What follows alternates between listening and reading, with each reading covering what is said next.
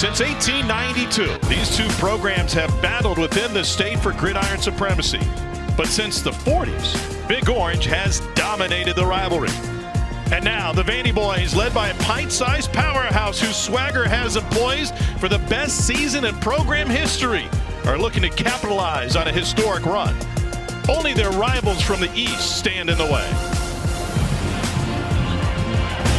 From Neyland Stadium in Knoxville, Tennessee, the 27th consecutive sellout sees these two rivals meeting as ranked opponents for the first time ever. Number 14 Vandy and number 19 Tennessee.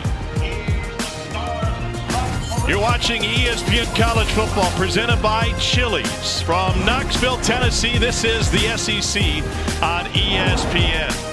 Another full house, and for good reason. This rivalry goes back now 119 meetings in top 25 foes for the first time ever. Tennessee the favorites tonight, but two top 10 scoring offenses in college football. This should be a fun one. It could be a shootout, but plenty on the line for Vanderbilt, looking for their first ever 10-win season. And Diego Pavia aiming for an invite to the Heisman Trophy ceremony. Welcome everybody. Tom Hart alongside Jordan Rogers, Cole Kublik down on the field. Very rarely has Vanderbilt come into this game with so much on the line. Not only the Heisman Trophy, but also an outside chance at the college football playoff. Can they answer the pressure that comes with today's game? It's unique, like you said. This is normally a game where the pressure's on Tennessee. Like last year, they needed to win to get in the college football playoff. The pressure is on Vandy. It's not just the biggest game in Vanderbilt football history. It's the biggest game in this rivalry's history. And like you mentioned, Vandy's talked a lot, and they've backed it up so far about making the national championship, making the playoffs. Diego making the Heisman pose. They're going to get a chance to back it up. The problem is Tennessee's playing really good football right now. Tennessee's playing great football. Vandy's offense is on a roll. Diego Pavia will likely be a Heisman finalist. The question is, can he win the whole thing? And as the Volunteers take the field, they're looking for their 7th consecutive win against their rivals from Nashville. Tennessee and Vandy, and a deeper look at Diego Pavia's game day routine with Cole Kublik when we return.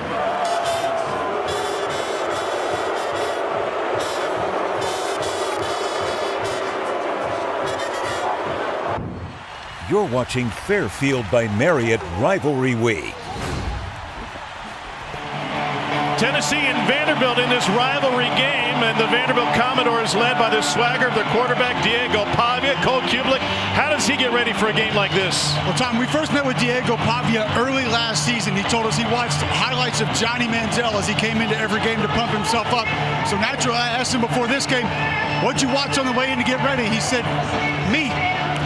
Then I asked him, what do you do for a little extra motivation in a game like this? He said, I don't need anything else. I said, do you need contact early to kind of get it going? He said, oh, I've already had that today.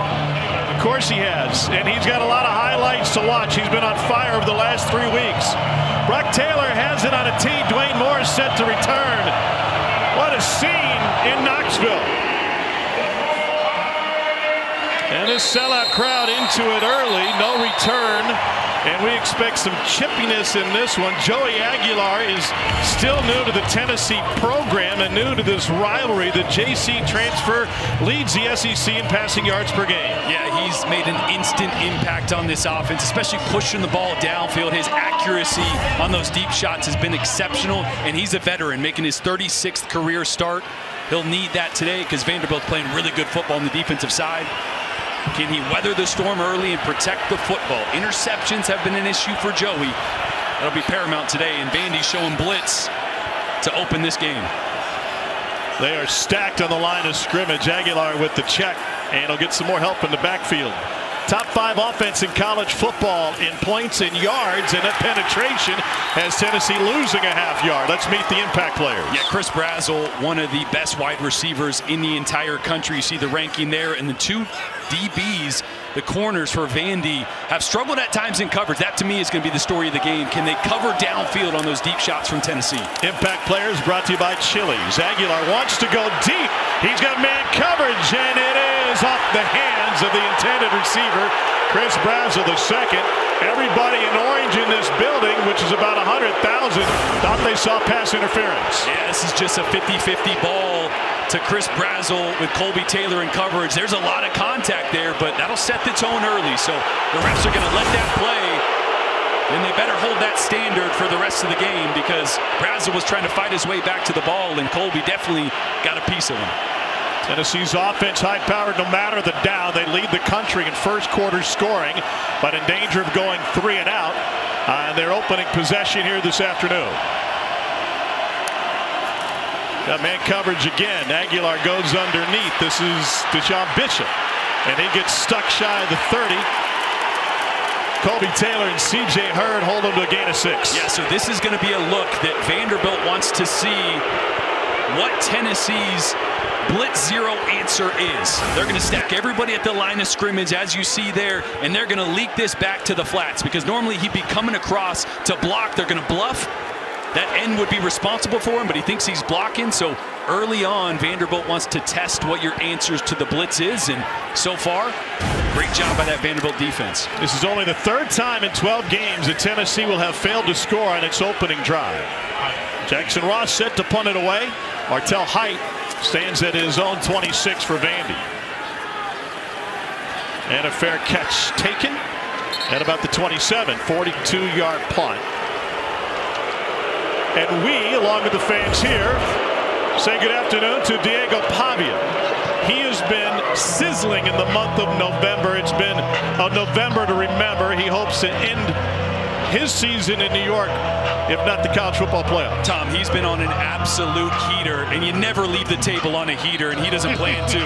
3 straight games with over 365 yards passing. This Vanderbilt offense has evolved from kind of a modern triple option, run the football, slow the game down, to a team that can drop back, pass the football frequently, and still beat you. The evolution of Pavia has been exceptional, but he's going to have to deal with this crowd here on Rocky Top all game. They'll open with a fullback, Gabe Fisher, and the tailback, Cedric Alexander.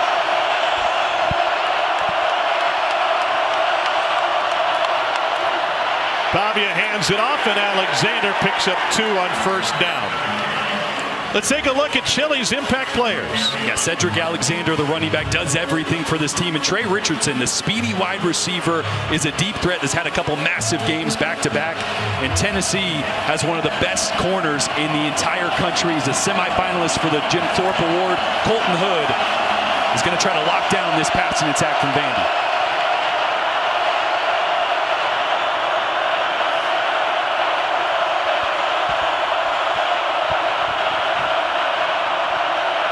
That's Richardson in motion. Pavia out of the shotgun, wants to throw. A little out route handled by Richie Hoskins, and that'll set up 3rd and short. 3rd and about 3 for Vanderbilt. Well, they've been an interesting 3rd down team over the course of the season. Actually better at 3rd and medium. Empty backfield for Pavia, 5 wide.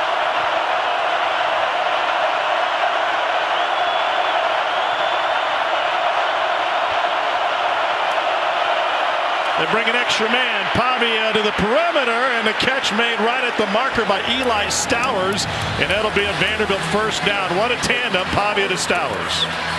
Oh, it's a great job by Pavia of just feeling Arion Carter coming right here unblocked. He knows he's coming. He's got a quick route to Eli Stowers, his go-to guy. Just waits long enough for Stowers to get outside the break and delivers a strike in coverage. A nice job by Cade McConnell, the left guard, trying to switch that pressure off, but it was there too quickly, like you said, Jordan, staring right down the barrel of that blitz. It's been a blessing for Vanderbilt. They've had the same starting 5 on the offensive line all season. Pavia, little read to go at the end around. And there's room on the perimeter and out to the 45-yard line. That is a gain of 7 on first down. Caleb Barnett. And there's an injured Tennessee player on the far side of the field. That's Jackson Moy, starting tackle. Yeah, Jackson Moy, one of their best guys up front. Really the strength of this defense is that front 4. We hope he gets up. Vandy with the ball and driving early.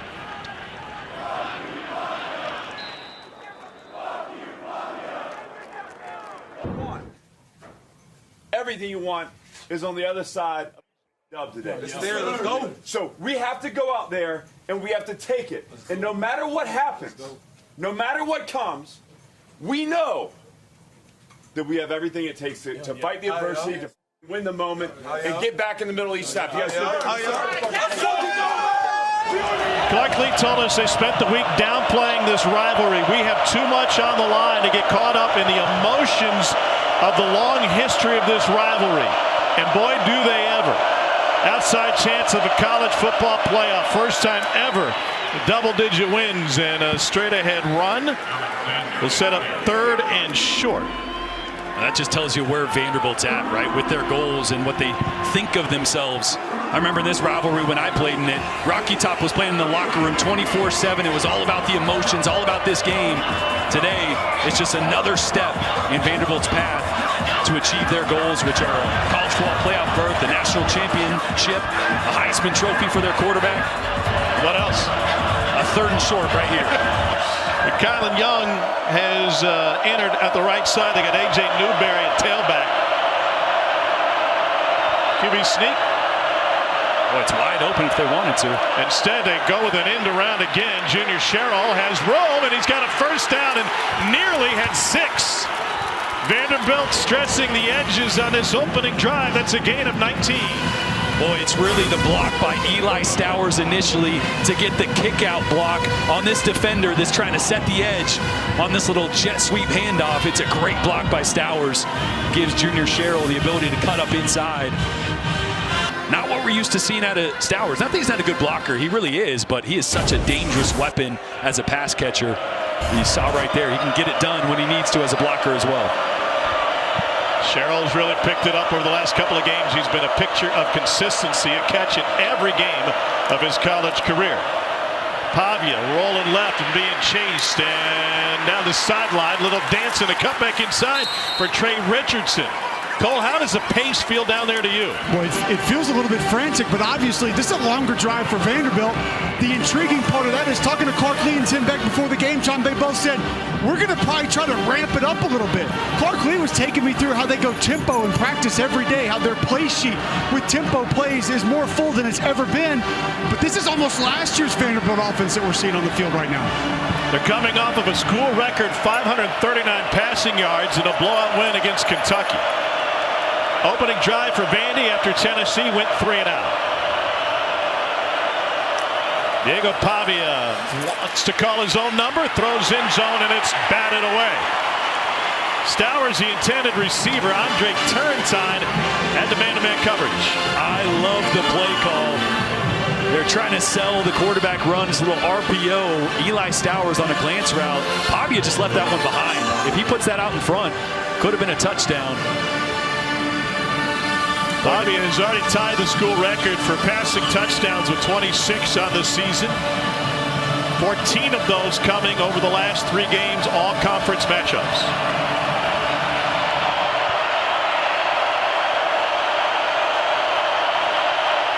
First time Vandy's been off schedule on this drive. 2nd and 10, flag down. Sherrill can't find the edge. Tripped up in the backfield for a loss of yardage. It's a loss of 7. Tyree West, a senior from Tifton, Georgia, with a big stop. Boy, we just saw Tennessee. Illegal motion, number 0 on the offense. No penalties declined. Result of the play, 3rd down.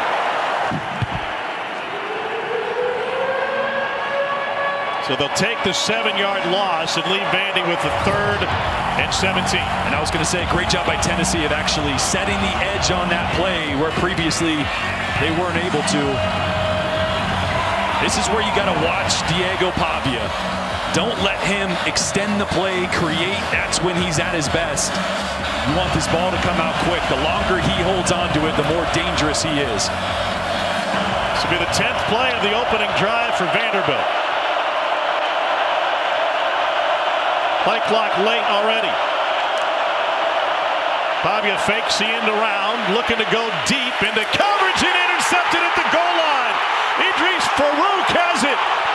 And now down to the sideline. Ty Redmond takes it out of bounds for Tennessee. There's a flag on the play back in the far sideline. It looks like it occurred after the pick.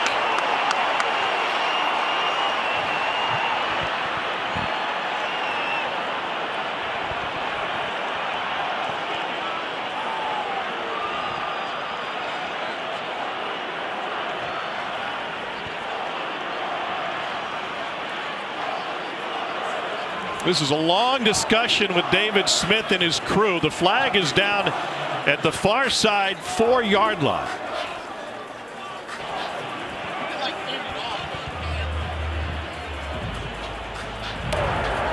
After the interception, illegal forward pass on the intercepting team.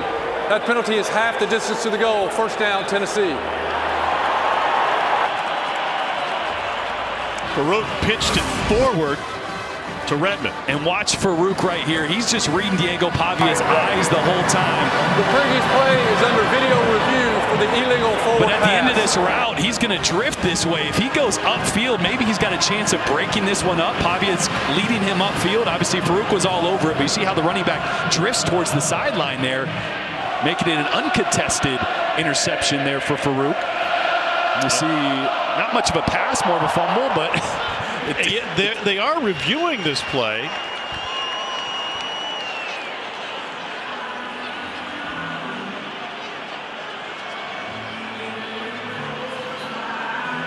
Let's get our rules official, Jerry McGinn, in on this call. Jerry, is this thing adjudicated differently if it was simply a forward fumble versus an intentional toss forward? Yeah, so replay is looking at two things.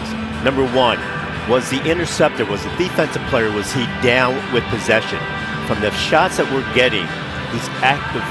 He is not down, and he fumbled the ball, and his teammate picked it up and ran it. So I think they're going to overturn it to the advancement where Tennessee is further up the field. All right, thank you. That'll be a difference of about 7 yards, if I'm not mistaken, give or take, and make things a little bit easier for Joey Aguilar in terms of being backed up. What do you think of Diego Pavia's start to this game? Well, that was a picture-perfect drive. The creativity going sideline to sideline, the creativity of some of those play calls. This is just Diego forcing a throw that he probably could have used his legs to create escape. Third and long like that, in field goal range. Diego's played enough football. He knows the better play is to throw it out of bounds or scramble around, try to make something happen. Don't force that. It takes 3 points at least off the board. And it's going to be paramount for both these teams if they get inside the red zone to capitalize with points. Every single opportunity they have. Cole, isn't that kind of the model of Diego Pavia's game? Like, he's going to force some plays and he's going to make some mistakes. The question is whether he ad-libs his way towards Vanderbilt success. After video or not. review, it was not an illegal forward pass. The ball came loose. It was a fumble caught in the air by Tennessee.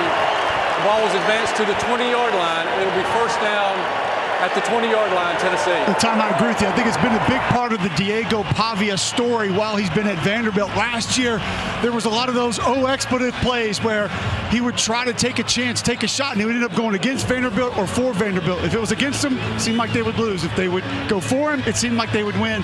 I specifically spoke to Tim Beck about that before this game, and he said, man, I can't think of more than 3 or 4 throws that he has forced this entire season. He's been great with that aspect of his game. And they're not an offense that turns the ball over regardless. Last year leading the nation. Difference of 18 yards after the replay and that return versus the illegal forward pass as Deshaun Bishop carries it for Tennessee. Second possession for the Volunteers after going 3 and out. And they're picking up the tempo offensively. Aguilar wanting to go deep post, and he just lobs it downfield and incomplete. We're talking with Josh Heupel about their first quarter success. He said a big part of it, every quarterback is different. They've all come in with different ways they want to attack. Joey wants to go deep early. He's not afraid. Yeah, he wants to let it rip, and you've seen a couple times early they've taken that shot play. I was always run me. I want to get hit. I want to get a run going to get some momentum.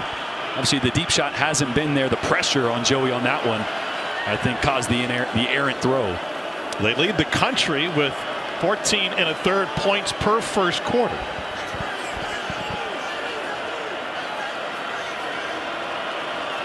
Vandy playing a lot of man coverage early. And here comes pressure again. Aguilar goes to the slant. That's caught for a first down for Tennessee and Braylon Staley. Well, we're talking with Steve Gregory, the defensive coordinator. He said we can't play this game timid or scared. We can't sit back, and they are aggressive. Yeah, he said he felt good about pressuring, playing man coverage on the outside. We've seen that so far. That time Tennessee won the man coverage matchup. And a missed tackle. Staley stepped through it, took it to midfield. Well, this is where Tennessee, with their tempo, starts to force the issue, impose their will on you. Aguilar hands it off. Huge hole for Bishop. And Deshaun Bishop, the local product out of Carnes High School just up the road, has a pickup of 18. And an injured player, Dante Carter, is down for Vanderbilt. He's motioning towards his left shoulder. Well, it's a great block on this run by the center, Sam Pendleton. He's going to work up on Brian Longwell and just wall him out to allow Deshaun Bishop to get to the second level untouched. Watch this block right here. This is a really good job of climbing, getting your hands engaged, extending, turning the linebacker to the inside, and Deshaun Bishop, who's been so good for this offense. Notre Dame transfer. He has started all 12 games at center this season for Josh Heupel's Tennessee Volunteers. Think about the job that Deshaun Bishop has done this year, replacing the SEC Player of the Year, Dylan Sampson.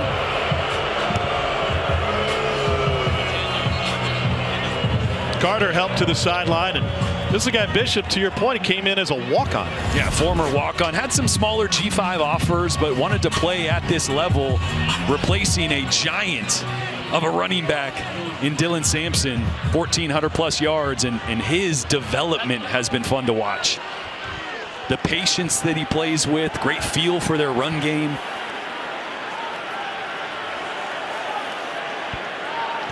He'll split Staley out to the top of the formation. You see that catch and run got Vandy out of their man covers. They're now in a cover 4 look. Oh, no, looks like they're going to stay in kind of a zone cover 4 look. Hand off to the right side. That is bottled up for a second, and Bishop breaks free down the sideline, and another Tennessee first down. A pickup of 15. And that's what happens. You want to go cover 4 with 4 guys deep and 2 safeties. That means there's only 5 guys in the box. So Tennessee, this is what they do. They play with spacing. They play with numbers. You want to vacate the box and cover deep, we're going to run at you. Simple numbers game, huh? Well, you wish it was always that simple, yeah. But that's the base of it. If they're going to only keep 5 guys in the box, that means the advantage is to the offense. They're going to run the football, force those safeties to come down, and then they'll take their shots. And now swing to the outside. Staley stood up behind the line of scrimmage. Good coverage and a little bit of trash talk downfield. That was a great tackle by Jordan Matthews, the former Tennessee Vol. Probably why he's getting a little extra trash talk in there. Well, that was the one Clark Lee told me before the game, Jordan, they were most concerned about. He said, we have to win 2-on-2s on the outside. Yeah, because if you're going to stop the run, you're going to leave those receivers one-on-one, and if you slip a tackle, it's a touchdown. Aguilar turns back near side for the screen. Here's Staley. Front down by Randon Fontenette. Well, that play was about a 1.5 seconds away from David Sanders denting a face mask on that screen. Tennessee's right tackle is a true freshman and a physical specimen, 6'8", 305. Nothing Cole loves more than just big offensive linemen out on the perimeter looking to crush a little DB. All right, here's this walk-up blitz look again. Vanderbilt's going to be in man coverage. You see them all 4 across the board here. So option look. Aguilar keeps it. And he gets bumped out of bounds inside the 5, an 8-yard option run. So we saw earlier when they did that, they bluffed with the running back, but they attacked that same defensive end. This time you run option. You block down, you force that defensive end to either take the quarterback or the running back. It's a great cover 0 beater. And the ball came loose. On 1st and goal, it was recovered after Bryce Cowan punched it out of Bishop's hands. So now we've seen 2 different cover 0 beaters that Tennessee's gone to. That time, wow. Nearly a disaster for Tennessee. Great job by Cowan of getting his hand on the ball there. Like a little twist up front. The nose guard slanted across the center. Cowan came right back behind him. A tough one to handle for the interior of the offensive line. 11th play of the drive. Here's Bishop. Spun around. And back to the 2. What do you like here on 3rd and goal? Well, either like getting Braylon Staley in motion from one side to the other to try to get him an opportunity in the flat. Or maybe you feel like you have 2 opportunities here to punch this in and try to set the tone early. Yeah, if you think this thing's going to be decided in the 40s, you're going to go for it.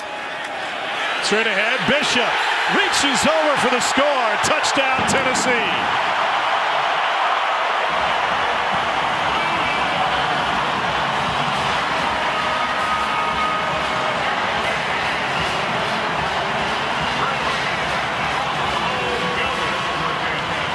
Boy, watch 2 of the blocks by Wendell Moe and Sam Pendleton.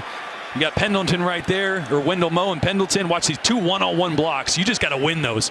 Great job getting extension, getting that defensive lineman Seabrooks into the end zone, and Bishop fell right behind. Wendell Moe, remember, back in the lineup. He was injured versus New Mexico State. Didn't play versus Florida. And now he's down on the field being tended to by the athletic training staff, looking at his right ankle. This was his 38th career start. They said he could have played against Florida last week. They didn't anticipate needing him, and they didn't. It was a blowout in the swamp. Tennessee scored touchdowns on each of its first 4 possessions. We got the first win in Gainesville since 2003. See Josh Heupel getting on the iPad already, looking at a couple plays from that drive.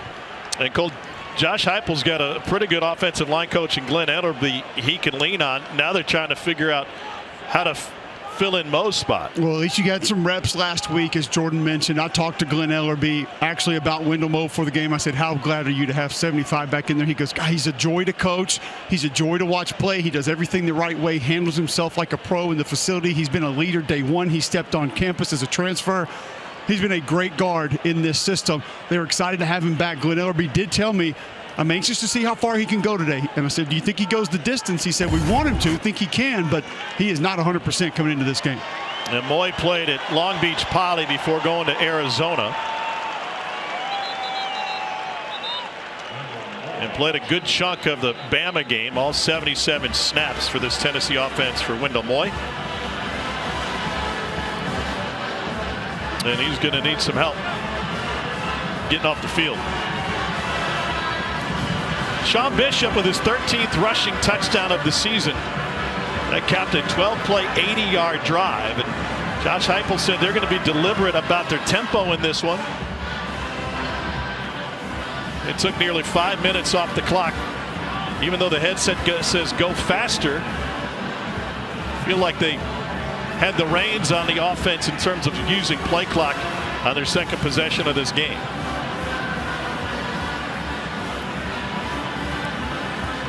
So Max Gilbert waiting to add the point after. On a chilly day here in East Tennessee, where the temperature won't get quite to 50 degrees. Overcast throughout the afternoon.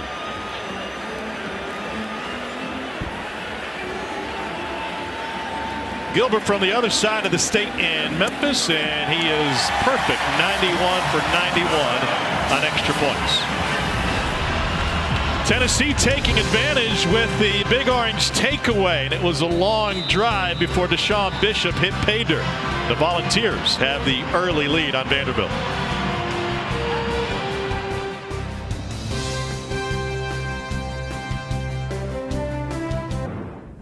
ESPN College Football is presented by Chili's 3 for Me, the best $10.99 you can eat. 119th meeting between Tennessee and Vanderbilt. It was a series that Vanderbilt dominated when it first started back in the 1890s. Vanderbilt went 11-0-1 over the first 12 with 8 shutouts. They were more concerned with rival Swanee. And then General Nealon showed up and took over. Vanderbilt hasn't entered this matchup as a top 25 team since 1958, and they have never met as ranked opponents head-to-head. Josh Turbyville will kick it off. Trey Richardson back for Vanderbilt. And no return. Let's get to the studio. Here's Matt Berry.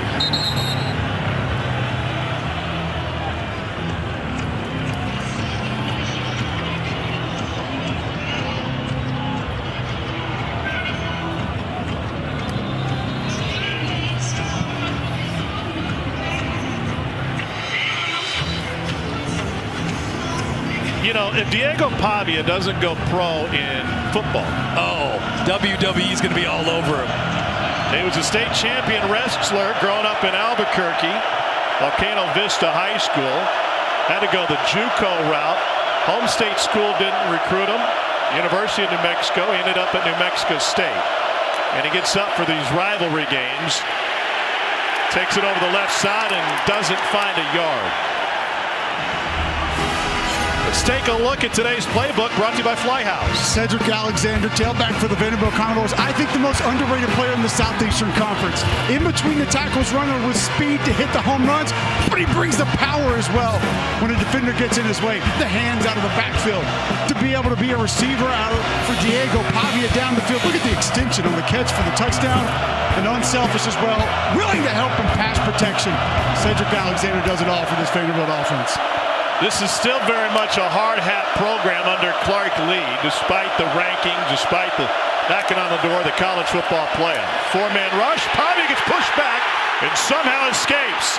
Ad-libs his way to a lob downfield to McKill and Young, and he takes it all the way to the 49-yard line. There's a gain of 24. Diego Pavia spraying the crowd after that one. And that's why he's so dangerous. Look at the penetration here, right down the middle of the pocket. I mean, if you would have paused that right there, you said, oh, surely it's a sack or a negative play, but that's what makes Diego Pavia special. The creativity, the off-schedule throws and plays. And that was a concern for Tennessee defensive coordinator Tim Banks when we met with him at the team hotel last night. He said when he starts to ad-lib, you think you have him, he spins away and finds somebody downfield. That's where he's at his most dangerous. It's an injured player for Tennessee. Jalen McMurray is down on the field, tended to by the athletic training staff. Back to Knoxville in a moment.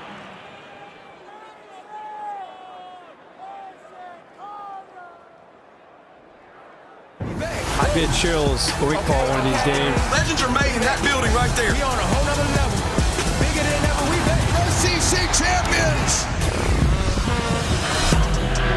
SEC Network will have you covered in Atlanta for the championship game next Saturday. A 4-hour pregame. Jordan and his friends will be there for SEC Nation. Then a Skycast version of the game from just above the field. And after the game, full breakdown with player and coach interviews. Still don't know who's going to be there. Nope. Georgia versus maybe Bama. If they beat Auburn tonight. If they don't, Ole Miss. Nothing like coming down to the wire. 2nd and 10 for Diego Pavia in Vanderbilt.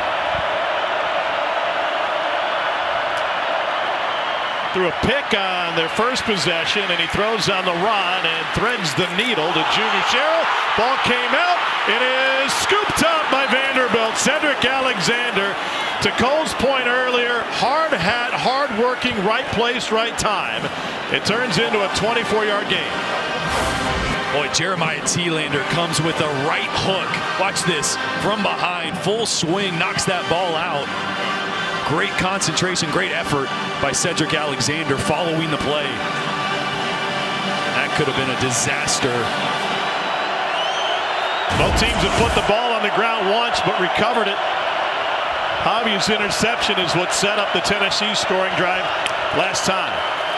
On first down, a handoff right into traffic and a loss of a yard for Alexander. Arion Carter back in healthy. Had a good game against Florida with 6 tackles. In on the stop for Tennessee. Well, you can already see the plan from Tim Banks, the defensive coordinator for this Tennessee defense. Stack the box, slow down the run, and force them to win the one-on-one matchups on the outside. Feels really good about Colton Hood and Ty Redmond out there on islands. And so far, they've done a really good job of slowing down Cedric Alexander. Just 3 yards on 3 carries so far today. Safeties creep up for Tennessee. Alexander again. Huge hole on the right side. And he will score. 28-yard touchdown run for Cedric Alexander. Pavia Mafia feeling it in the stands.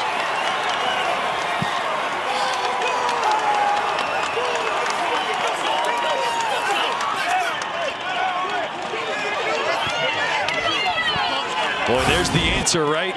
Idris Farouk is going to come down. He's going to almost do a pass rush right there. So he runs by, and then Arion Carter guesses wrong. Doesn't fill the C gap there, and Cedric Alexander was out to the races.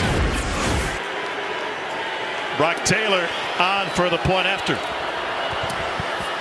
And we are tied with less than a minute left in the opening quarter of this rivalry game.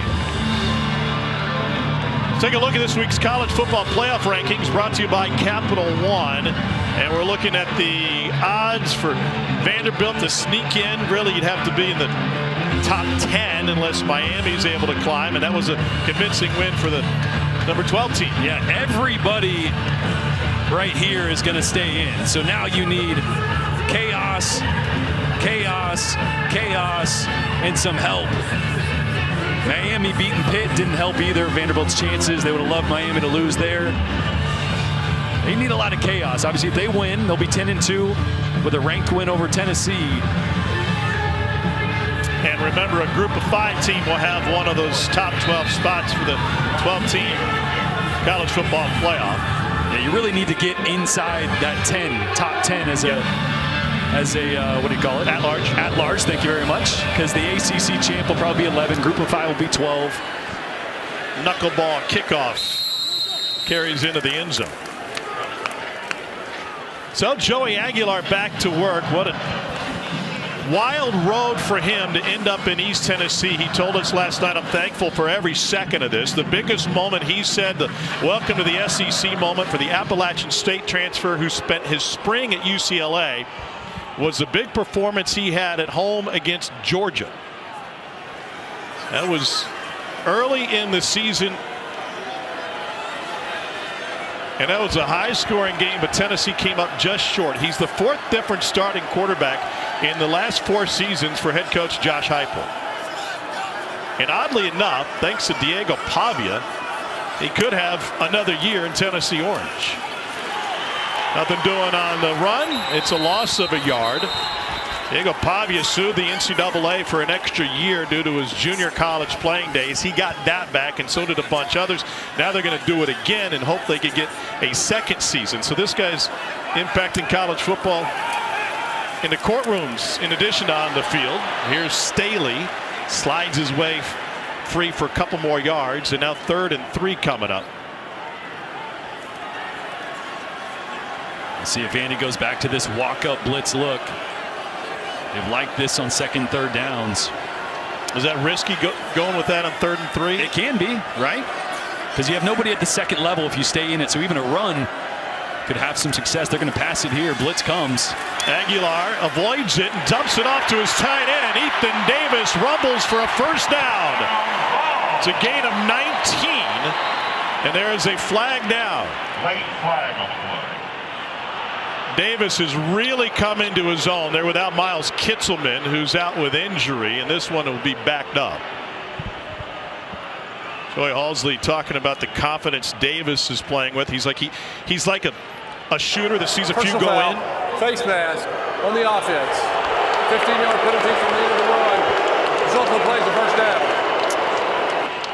But it's all for naught. First down, ball. Yeah, Ethan Davis obviously filling in for Miles Kitzelman. He was a leading receiver last week against Florida. It's a matchup nightmare. That's the end of the first quarter. It'll take us to the end of the first quarter in this rivalry game. 119th meeting between Tennessee and Vanderbilt, tied at 7. You're watching Fairfield by Marriott Rivalry Week.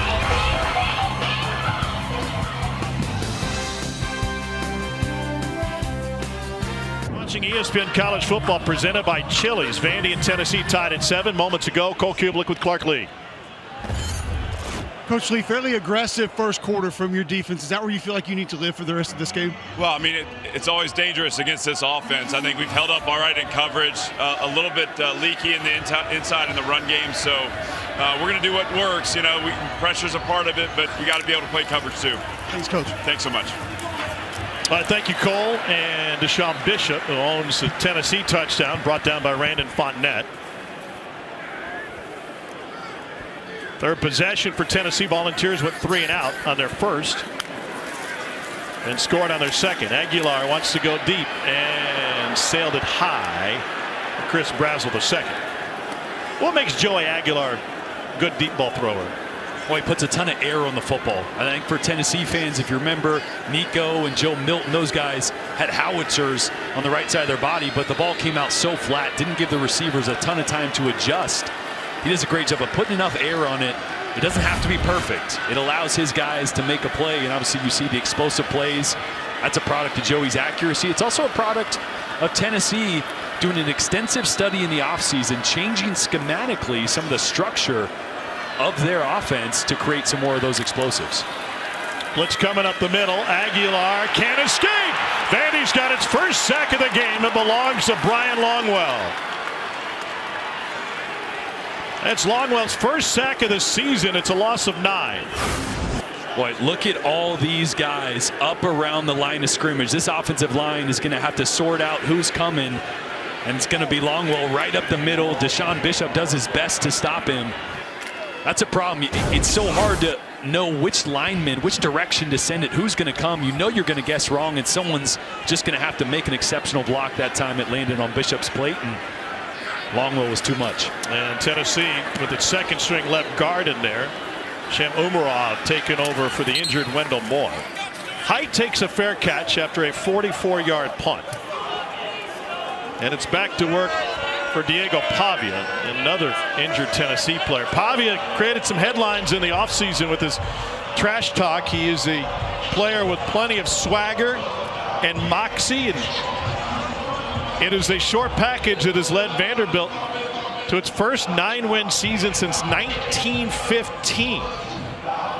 They've never won 10 games in a single season. And Clark Lee, a Vanderbilt graduate himself, just completely retooled what they did from a recruiting standpoint. He said, I was tired of leading young men to be great civic leaders and husbands and fathers and watching them transfer somewhere else and come back and beat us. We put the focus every single second and every dollar on winning, and that has paid off truly over the last 2 years, highlighted by a win over #1 Alabama last year.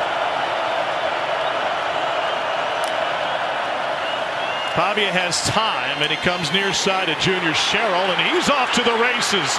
Sherrill left the first man in the dust. He just turned right by Colton Hood and turned it into a 32-yard gain. It's just a hitch route on the outside. Colton Hood's going to be in off coverage there, playing cover 3 to that side, and he just guesses wrong. He's got to break down a little earlier than that, give up a few yards to make sure you don't get beat like that. Pavia on the run, right over the middle. This is Stowers down to the 10. Diego Pavia has already thrown for more yards in this matchup with Tennessee than he had all of last year's game. First and goal from the 9. No huddle. Vandy keeping its foot on the pedal. Watch the QB draw here. Nobody in the middle of the field.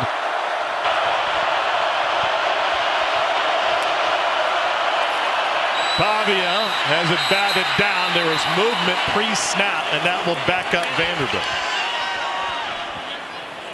Tyree West knocked it down. Prior to the snap, false start, number 6 on the offense. 5-yard penalty, still first down. What a cool play design. Watch the RPO. They're going to put this linebacker in a bind. It's either going to be quarterback run, or you got the glance route by Stowers right behind. The linebacker runs to stop the quarterback. That's not your RPO that you're used to seeing, right? With a slant route on the outside. That is a very unique. They tried to run that play earlier to the other side. This time, hit it big.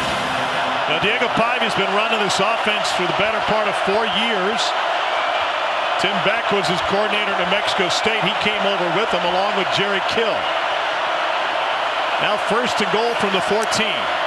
4-man rush. Pavia escapes the pocket, little pump fake and some room, and he lowers his shoulder to barrel his way down to the 3. That's a 10-yard scramble. Well, you have to be really careful rushing Diego Pavia. You cannot be selfish and run past the quarterback. Watch the depth. Once you get to the level of the quarterback, you have to stop and compress the pocket. If you run past Diego Pavia, you give him a lane, he's going to hurt you every time. So they spot it at the 4, 2nd and goal for Vanderbilt. Kylan Young is the tailback out of the pistol.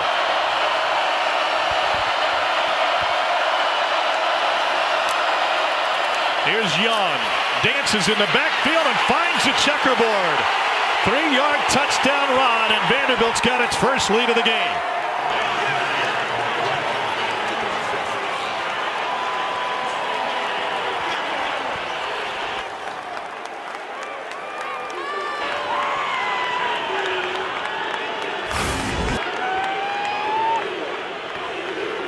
I watch Pavia spin around here and try to get in the action there. That's just a great drive. Again, took what the defense gave him, threw a hitch route. Again, soft coverage. Made somebody miss for the big explosive play. Great RPO design to put a linebacker in a bind, and you finish it off with physicality up front. Brock Taylor, Knoxville product out of Catholic High, punches it through. Vanderbilt leads number 19 Tennessee 14-7 early second quarter from a sold-out Neyland Stadium where the visitors have their first lead of the game.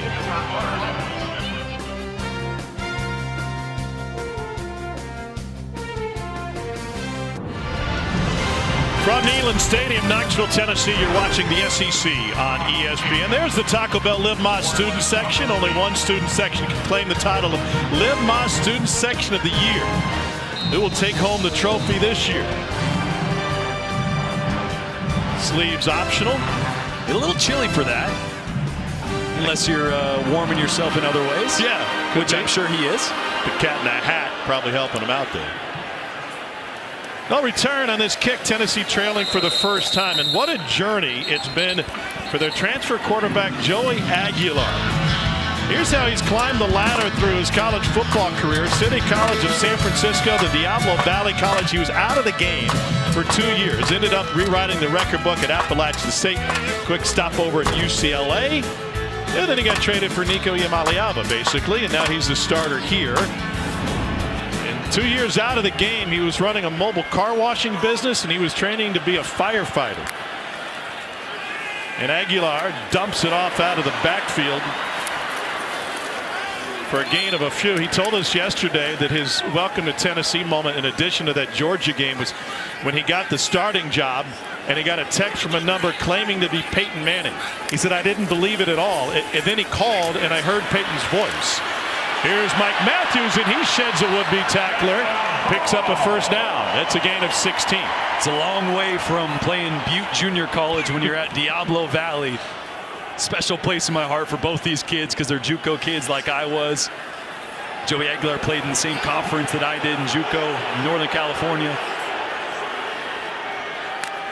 What a pleasure meeting with Joey yesterday. Handoff to DeJuan Morris, and the freshman from Chattanooga takes it straight ahead. He just emphasized multiple times how thankful he was for this experience and to be here in a Tennessee uniform. He said, I grew up idolizing players myself, and so being in that position is different. Here's a deep ball. Touchdown, Tennessee! Chris Brazel the second. It's a 52-yard strike from Aguilar to Brazel.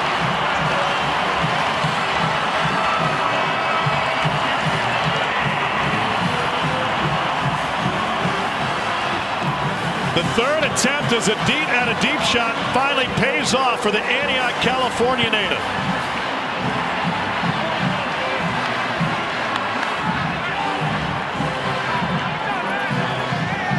And that play is Josh Heupel's offense in a nutshell.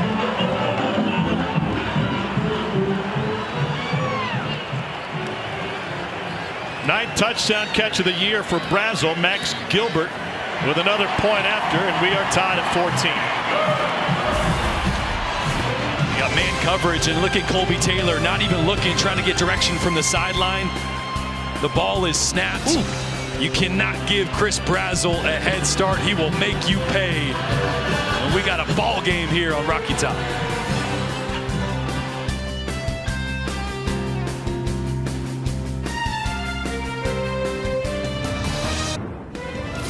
ESPN College Football presented by Chili's is brought to you by Fairfield, part of Marriott Bonvoy. Wherever the season takes you, Marriott Bonvoy has a hotel for every kind of fan. Happy Thanksgiving to you and yours, and thanks to our amazing crew for all the work that they put in and being away from loved ones over this holiday weekend.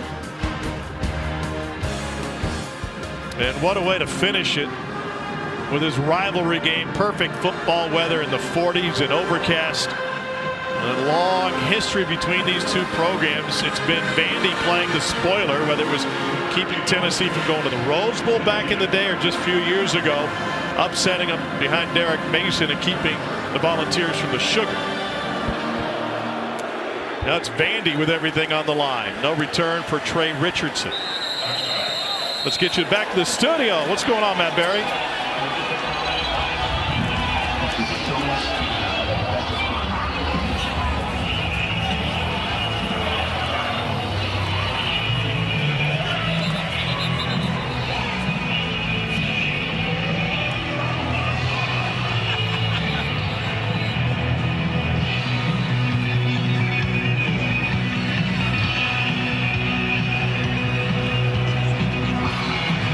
Well, they're going to say we never should have let these Ivy League guys into the playoffs. First year that they're able to play for a national title at the FCS level. Vanderbilt's offense has been humming right along, better than 10 yards per play this afternoon. A.J. Newberry in the backfield behind Pavia. Pulls it back, wants to go deep, and down the sideline, intercepted for the second time. This is Ty Redmond with the takeaway.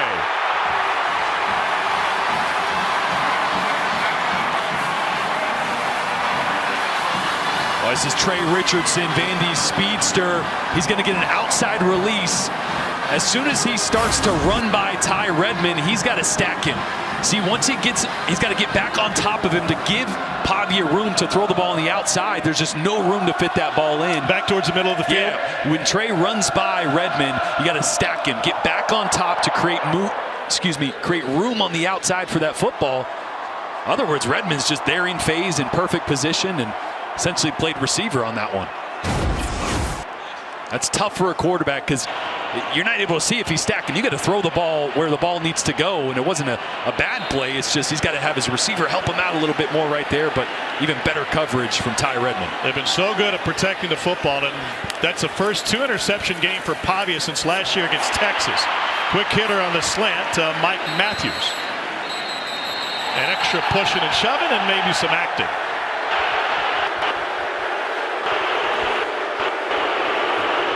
No Oscar there. He wanted it, though. He was lobbying. Watch number 0, Ethan Davis. There's the whistle. Oh, my. The front of humanity. A couple of broken tackles for Deshaun Bishop. And Tennessee will be looking at a 3rd and less than 2. That's the effect of that deep shot they had earlier. Vanderbilt in the first couple plays with 2 safeties high. So Tennessee's going to run the football, and that's the chess game, right? And then run game starts to roll. Vanderbilt's going to have to add a safety to the box, and then you're one-on-one on the outside. And at some point, you just got to win those matchups on the outside of your Vandy, because you have to slow this run game down. Tennessee kind of yo-yoing with the tempo here. They were pushing it for a moment. Now they slow it down again. Star Thomas in the backfield. And these are these condensed formations. You see how much tighter these Tennessee receivers are than we're used to seeing? They usually spread sideline to sideline.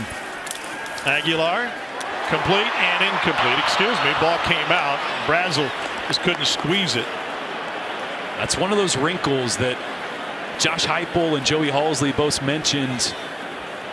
You know, this offense back in 2022, everyone was so worried about the tempo, they just played man coverage. They just wanted to line up and play man coverage, and Jalen Hyatt just ran by everybody in the conference. And then 23 and 24, everybody started doing drop 8. And so those explosive pass plays went away, and they had to run the football. That's where Dylan Sampson led the SEC. And a bobble, but a catch nonetheless by Staley. Immediately gets taken down. It's a loss of 3. But the evolution of those defenses caused a counter for Tennessee. And so this offseason, like, we're not going to be okay with just not being able to create explosives through the air. So how can we do it? Condensed formations, pull protection, where play action involves offensive linemen pulling to try to attract more eyes and create those explosives downfield. So they've retooled the way they attack. It's resulted in some more explosive plays, but so far tonight, just that one big one down the middle of the field to Brazel. Volunteers using the play clock again. Aguilar over the middle, right at the logo. That's a first down, and Ethan Davis picks up a few more. He's on a heater. That's a 20-yard pickup for the tight end. Well, it's great recognition by Joey Aguilar. You had a look that was an all-out blitz. They drop out of it, and he just finds a soft spot in the zone.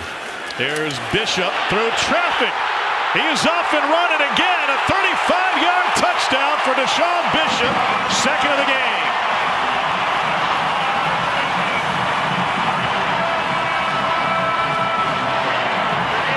Bishop's running against Vanderbilt like he's back at Carnes High School playing Powell. That caps a 7-play, 63-yard drive.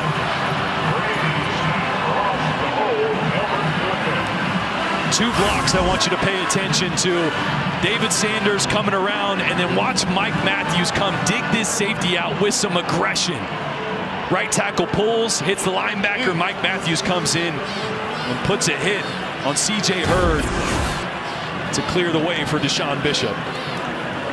Max Gilbert with his third point after, and Tennessee with the lead in this shootout. Another takeaway set the table for Tennessee. Diego Pavia has thrown 2 picks here in the first half. Joey Aguilar, the Tennessee offense, and Deshaun Bishop take advantage. 21-14 Tennessee.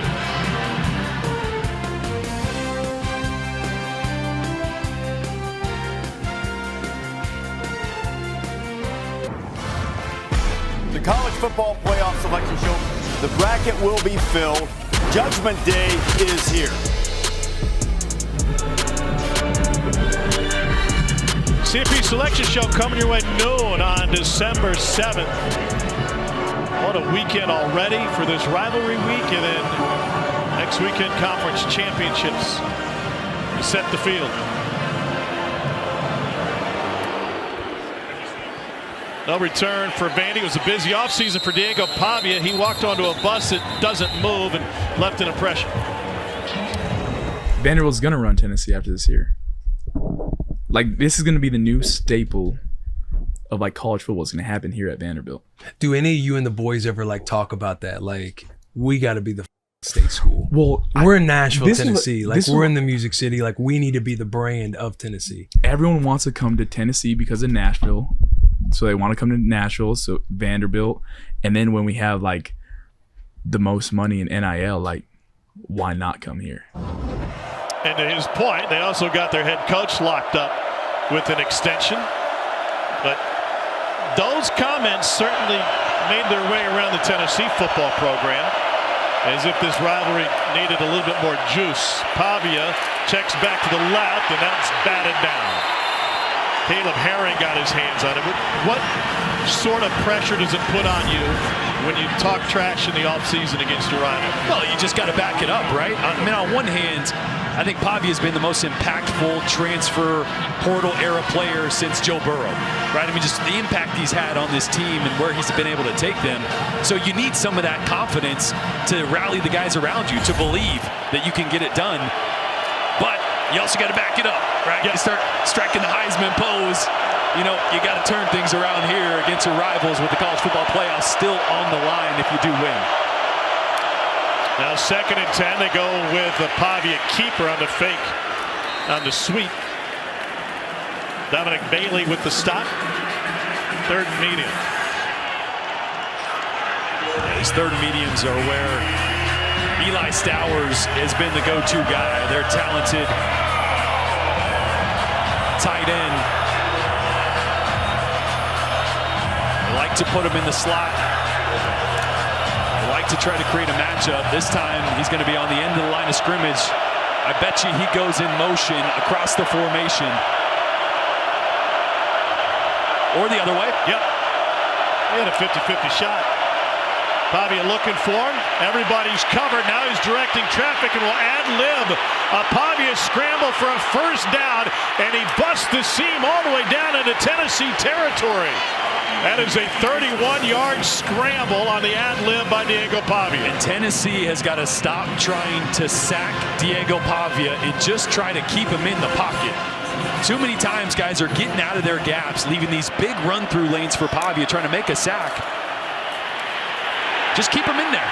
There's a flag down at the end of that one. That long run for Pavia, the second longest journey for a Pavia this week. The Pavia Mafia, his family rented an RV in Albuquerque and made the 22-hour drive to Knoxville to be here for this one. On the offense, number 72, 10-yard penalty from the previous spot. Replay first down.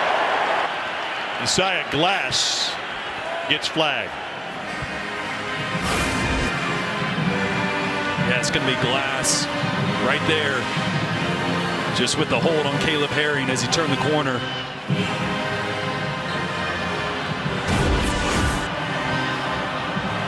You think that was a lively RV drive from Albuquerque with the entire Pavia crew in there? You got 22 hours to kill and your last name's Pavia, you can have some fun.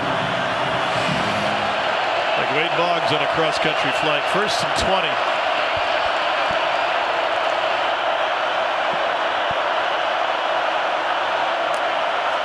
Pavia 7 of 12 today, and batted away in the backfield by Ty Redmond. Clark Lee's begging for a flag. He thought Redmond was all over his receiver. Boy, there was a lot of contact. Remember one of the first plays of the game, there was contact downfield with Chris Brazel. These refs kind of set the tone early. They're going to let these guys play on the outside. See Stowers trying to break out of his route. There was a little contact there. Ball was slightly behind, which helped Redmond break that one up. But again, they set the tone early. They're going to let these guys be physical on the outside. Calling it both ways, or allowing it both ways. Now 2nd and 20, 4-man rush. Pavia will again leave the pocket. There's a flag down in the backfield, and he gets shoved out of bounds on the apron. It'll be Glass holding for the second time.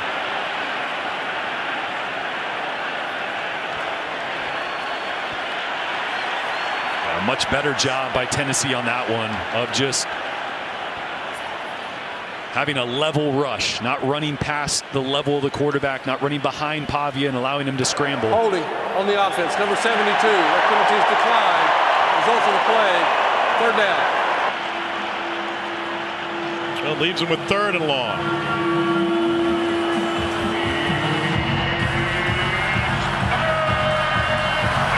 Number Pavia converted a 3rd and long with a quarterback scramble earlier this possession. Yeah, they're 3rd in the country on 3rd and long. They've been really good in these scenarios, partly because of Diego's creativity and ability to extend plays.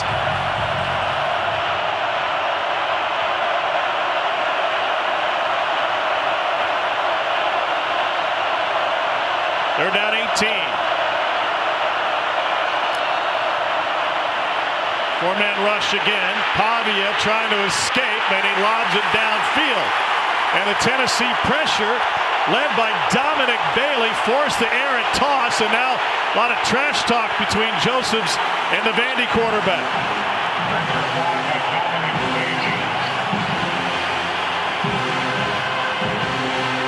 Boy, watch Joshua Josephs try to win on an inside move right here. And it's a twist on the outside. Dominic Bailey does a good job of getting contained and not allowing Diego Pavia to escape and turn the corner, forcing the throwaway. When you saw Bryce Henderson get those shoulders turned towards the sideline, as his hips opened up towards the sideline, you do that on a defender that's giving you an inside move, you have almost no chance to recover. I tell you what, I wouldn't be talking trash to Diego Pavia. I feel like he thrives on that. Yeah. Like he loves that. I think he's going to play with more aggressive. I was talking with David Smith, the referee, before the game. He said you don't usually hear trash talk in the backfield. It's usually the wide receivers and DBs. But Tennessee wanted to send a message, and boy, did they. 35-yard punt. And Joey Aguilar has seen a ton of pressure from Vandy, and he has succeeded. Yeah, he's been great getting the ball out. That was something that Steve Gregory, the defensive coordinator for Vanderbilt, mentioned. We want to try to get him uncomfortable, force him into some of those turnovers. Remember, he's thrown 10 interceptions this year. As you see Josh Heupel talking to Aguilar, giving him some tips right before he runs out on the field.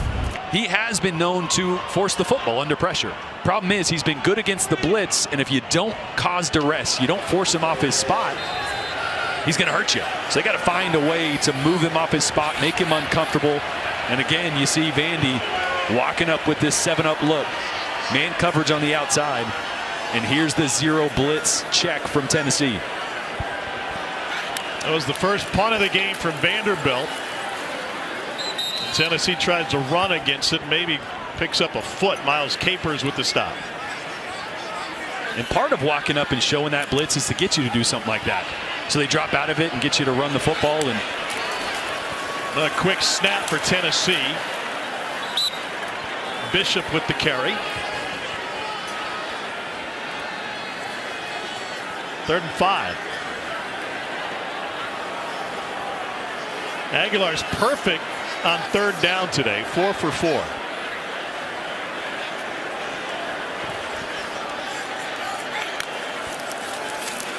To throw, and wide and incomplete, but a flag.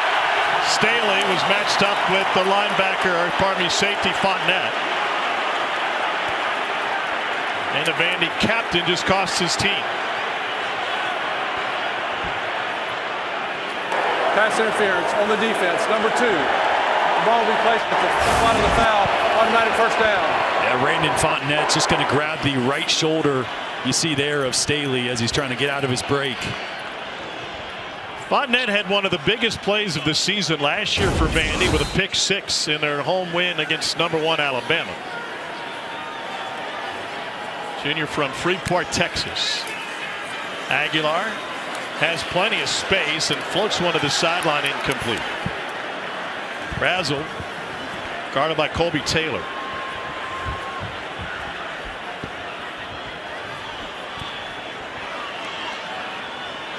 Joey Aguilar's from Antioch, California. When he was playing junior college football, he lived at home. He had a 90-minute trip on Bay Area transit to get to his junior college practices. Went through the COVID season where it was canceled, another year where he didn't play, and he said, I thought I was done with football. Tennessee's happy he's not. Here's Bishop on the dump off and a flag thrown. This field has been littered by yellow hankies here in the first half. Yeah, they're going to get Mike Matthews on holding there.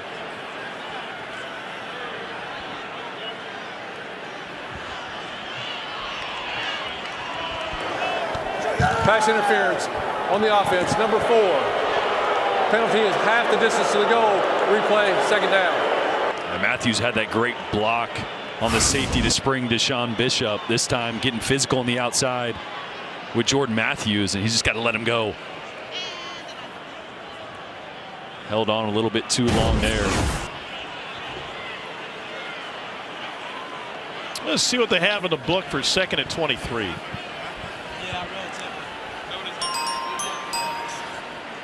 And look, this is the identity of Vandy. They're going to walk up, all 7 guys, on 2nd and forever. They're not going to let Tennessee force the issue. They're going to try to, again, that's what they want. They want you to be forced to have a quick throw. Not have time to drop back, protect, and attack you deep downfield. Steve Gregory said, look, Tennessee's got their tempo that kind of sets the tone. That's our version of tempo. Walking up and forcing you into a certain play call.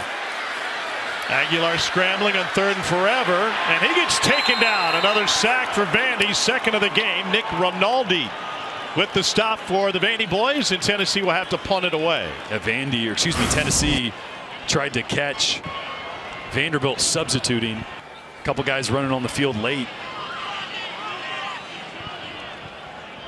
Volunteers can't take advantage. Going back to Gregory in the tempo of this game, they would have the scout team this week run 6 plays in a row, all at breakneck speed. Martell Height has an opportunity to give Vandy great field position here with 3.5 to play in a half. Height from the 45. First man bounces off. 3rd and 4, take him down. So let's take a look at how we got to this point. Joey Aguilar in Tennessee in the second possession of the game got a touchdown run to Deshaun Bishop. Cedric Alexander answered for Vanderbilt on a long run. Then they would do it again for the first lead of the game. Early second quarter, Aguilar with a deep ball to take advantage of Colby Taylor, who was asleep at the switch. And then Bishop added a 35-yard touchdown jaunt. And here we are, unseen in that highlight package. 2 Diego Pavia interceptions, which have led to 14 points for the Volunteers. And that's been the difference. Neither of these offenses have really been consistently stopped. Obviously, Vandy came up with a stop there, but 248 yards of total offense for both. It's been the interceptions from Pavia that have been the difference. And it's a big drive here, because remember, Tennessee started the game with the ball, so Vandy's got an opportunity to double up here, get some points on the board, and get the ball after half. We expected this, and the odds makers expected it to be a high-scoring game. And certainly on pace for that. Pavia just got it off in time, swings it to the perimeter to Trey Richardson, and he is forced out at midfield by Jeremiah Thielander after a gain of 3. That was such a good job by Thielander. I love watching this kid. I remember we talked to him earlier in the season. I was like, you know what? I feel like you have zero regard for your body. That's right. When you play the position, which is perfect for a linebacker. He will throw his body at any player, no matter the size. His risk is too big for him. Dad, a college coach at Missouri, Bowling Green, UTEP, among other stops. Played his college ball at Mizzou for a loaded coaching staff. So he grew up around the game. 2nd and 7. Looked like Vandy moved on the right side. Straight ahead, Alexander. Gain of 17. Got to find a mouthpiece and put it back in. Ooh. That was clean. He's had a couple of those go wrong this year. Yeah, he has. Equipment check.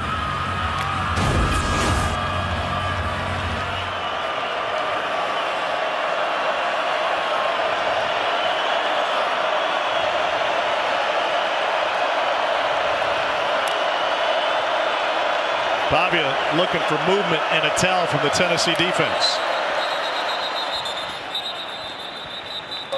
2-minute timeout. And they run it down to the 2-minute timeout. Vandy trying to tie this thing up before halftime. From Knoxville, Tennessee, Volunteers lead 21-14 in the 119th meeting between these two in-state rivals. All nation, please.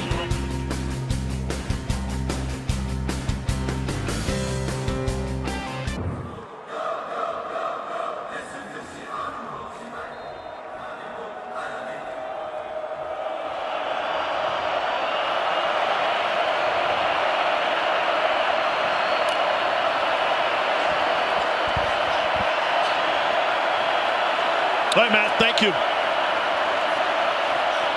They reset the clock to 2 minutes for the timeout. Pavia with the handoff and a quick hitter on the left side for Cedric Alexander, and a touchdown run on a gain of, a first down run on a gain of 11.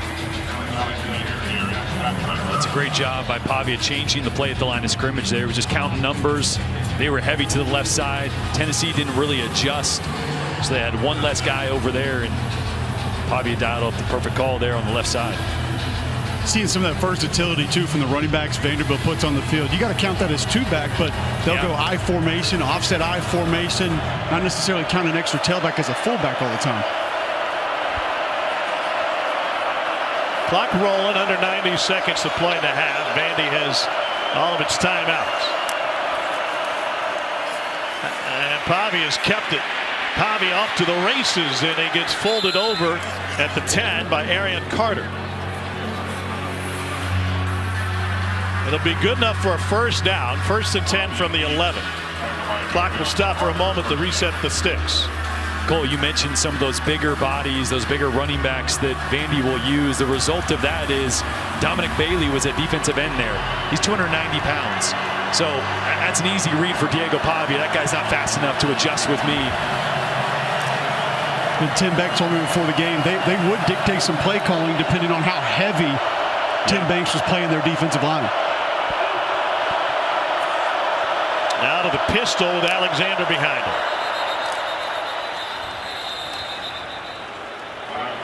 Movement against Vandy again.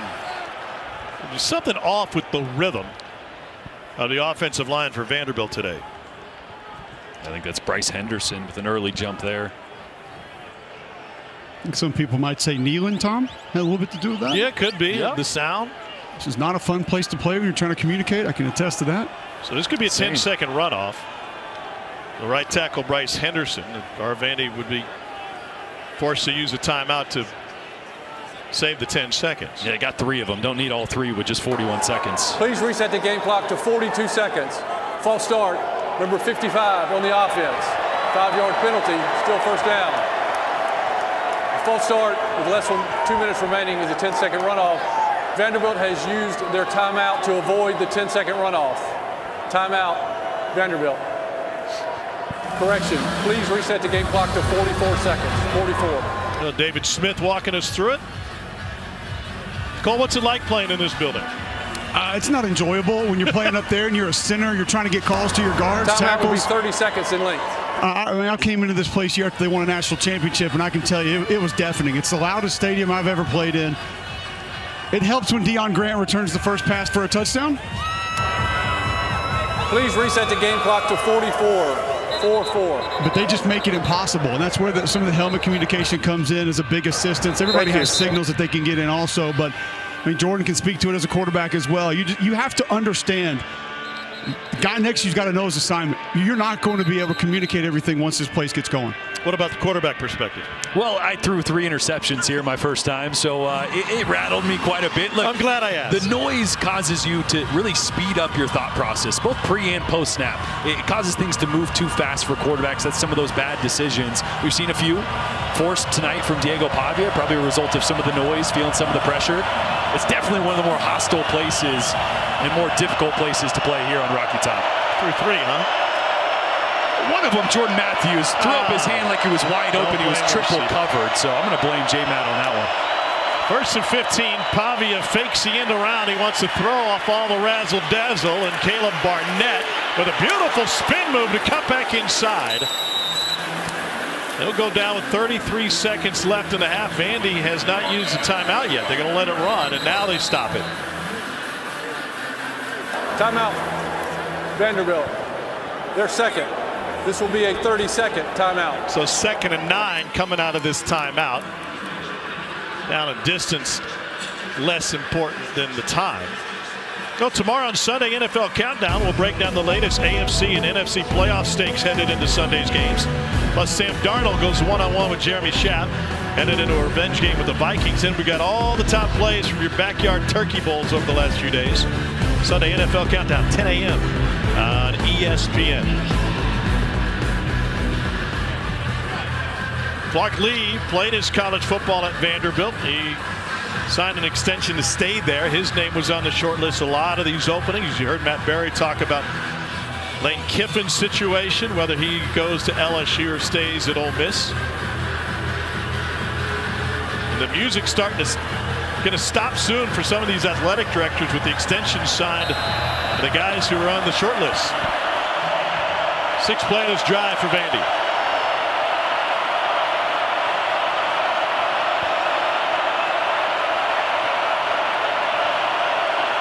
Pavia with the check, going into the student section.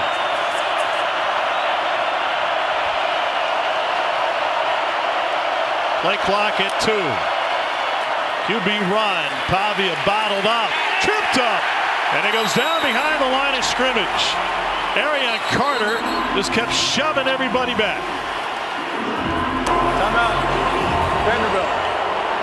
With third and final timeout of the first half. This will be a 30-second timeout. Well, watch Arian Carter take on a tight end and then an offensive lineman and just get the knee of Pavia, because there was a seam there to the outside. Ty Redmond was on the inside of that Eli Stowers block. Pavia could have turned the corner there, but Arian Carter, who's been banged up for a lot of the year, feels probably the best he has. Made a massive play there to bring Pavia down to force a 3rd and long. Carter missed 3 games during the course of the season, including a pivotal loss to Oklahoma. He's 2nd in the league in tackles, nearly 8 per game. Already in on 4 tackles, 2 of them behind the line. And this would be a big stop for Tennessee. This is an area of the field they have struggled in. They have not been good in the red zone, allowing touchdowns on 77% of their drives, which is 132nd in the country.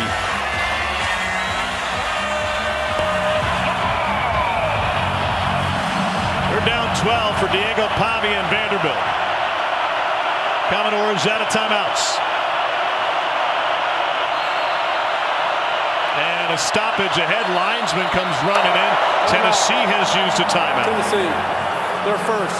This will be a 30-second. Well, this series, it dates to 1892. Tennessee has won 6 in a row and 36 of 42. And now they're trying to get into the locker room with the lead. Yeah, I love that timeout right there. Just get a picture of the formation so you can go to the sideline and talk about what possibly could they run. And the assumption is Vandy's running its absolute best 3rd and 12 play. This is a play you have got to have it on a 3rd and long. There's a separate little section of your call sheet. Yeah. Got to have it plays. This is one of them, right? So late in the second half, you're trying to tie the game, so you have this play that you've repped in 3rd and long. This is our money play. So either you've got a great look at it, or you force them to go to the second best play. Exactly. And let's see if they're going to come out in the same look, if they're confident in it. Again, it's not like Tennessee knows exactly what they're going to do, but they can talk about how to leverage certain formations. Here we go. Pavia's ad-libbing has been a difference in this entire season, and he has turned around this Vanderbilt program. 21 seconds left in the half. Tennessee shows blitz.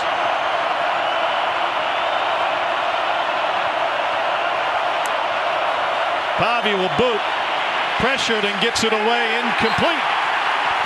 There's a flag down in the backfield. Trey Richardson was the nearest receiver. There was at least 3 orange jerseys in the Vandy backfield. Josh Heupel has a look of disbelief. Personal foul, roughing the passer on the defense, number 6. Penalty is half the distance going from the previous spot, automatic first down. Jalen McMurray delivered a little bump after Pavia released it. Oh, I don't know. It was definitely one full step. It looks like he's trying to pull up, though. Takes the brunt of the hit off that. Well, that's tough for a defender, right? Because Pavia is such a physical runner. Like, you have to come full speed at him.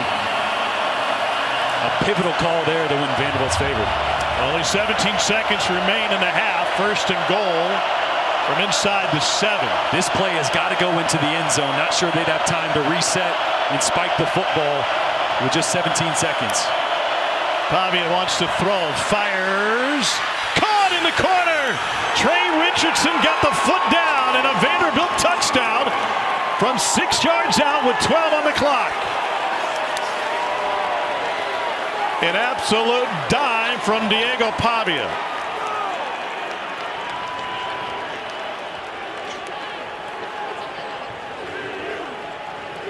Great throw by Pavia there. Obviously gifted the second life on the penalty. Trey Richardson here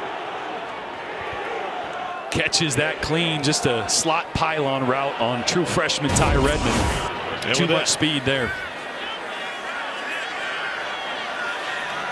This back and forth affair, and it sneaks in the upright. Just good. We're tied at 21-7. 27 touchdown pass of the season for Diego Pavia. Now a school record. He was tied with Kyle Shermer, who set it in 2017.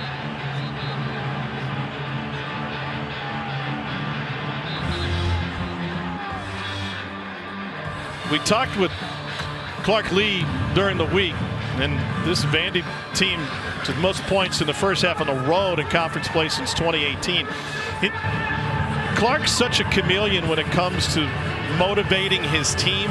There are times where he gets them really fired up, other times including the win against #1 Alabama, where he went into the halftime and basically said nothing. Good half. Go out there and win it.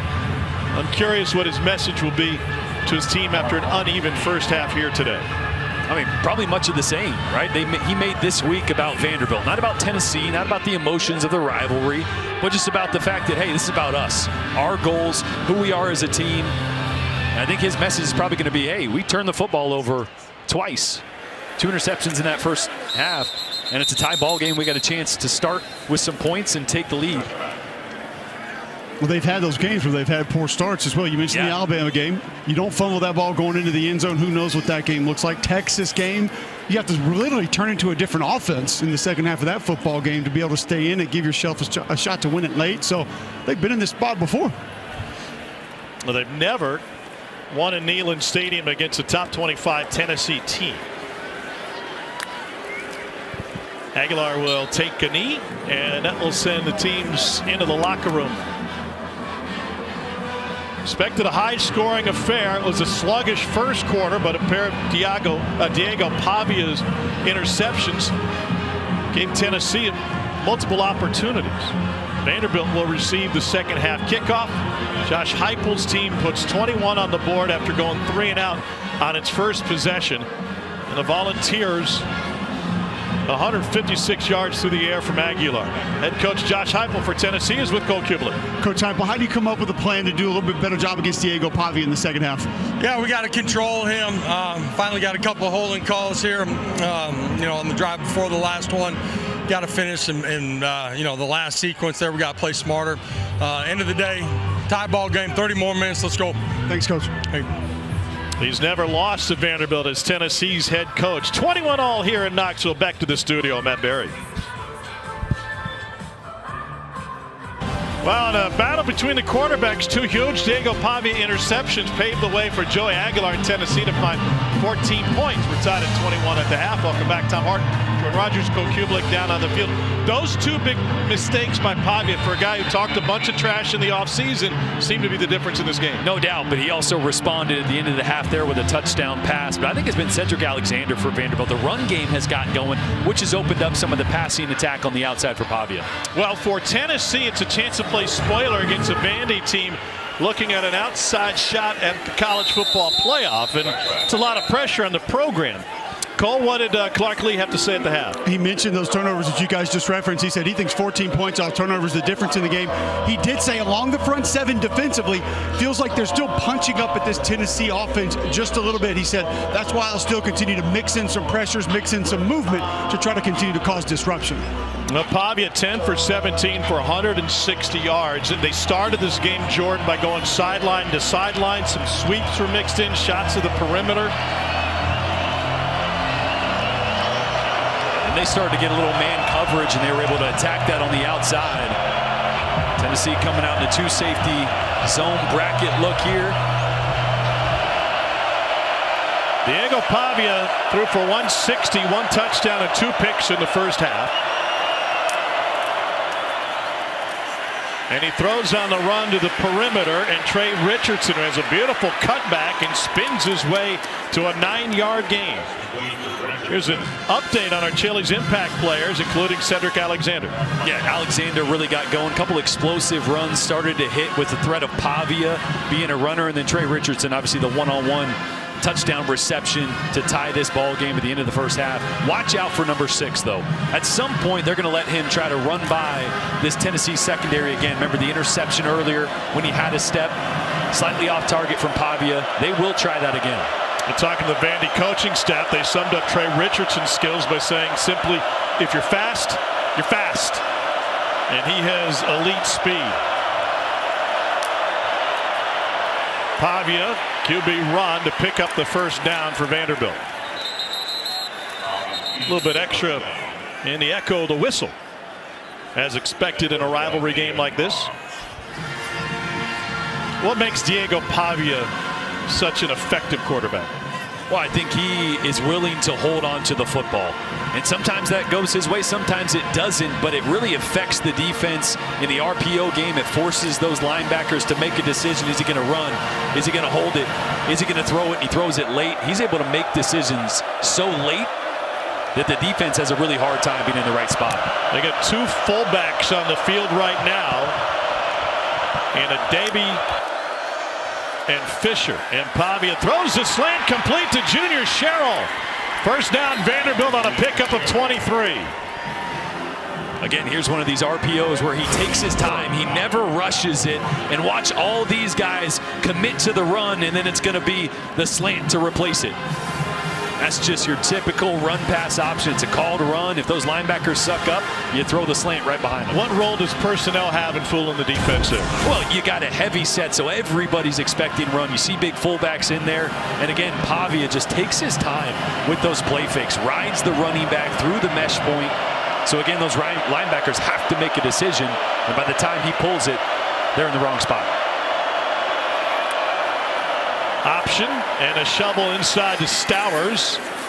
He gets stood up and taken down after a gain of 6. You know, Tom, you mentioned to Jordan just now what makes him an effective quarterback. For me, it's the operation of this offense. And you say, well, yeah, all quarterbacks go out there and do what coaches ask them to do. It's how much he's asked to do. Flatline options. Jordan just mentioned RPOs a moment ago. Sprint outs, rollouts, and then you throw in the power run game that he's asked inside this offense under Tim Beck as well. There are not too many quarterbacks in college football that are asked to do as much as Diego Pavia does. Tim Beck, far right of the screen, came over from New Mexico State with Pavia. He's been with them for 4 seasons now, and they have added each and every year. QB draw. Pavia seemingly was bottled up, and somehow he found daylight inside the 30 for a Vanderbilt first down. Oh, he's just slippery in the run game. He's so compact, so he can be a physical runner, but it's his vision and his patience as well that are impressive. That one initially pretty well defended by Tennessee. Good penetration. They took on the lead blocker and then just buys time and finds a seam. Opening drive, second half for Vanderbilt. First 9-win season since 1915. They've never won 10 games in a single year. Cedric Alexander pushes forward for a gain of 3+.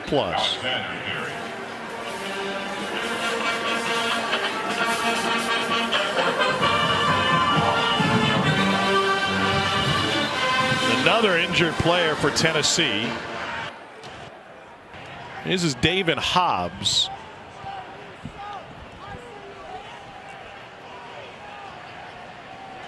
They're already without Jackson Moy, defensive tackle, who got injured in the first half.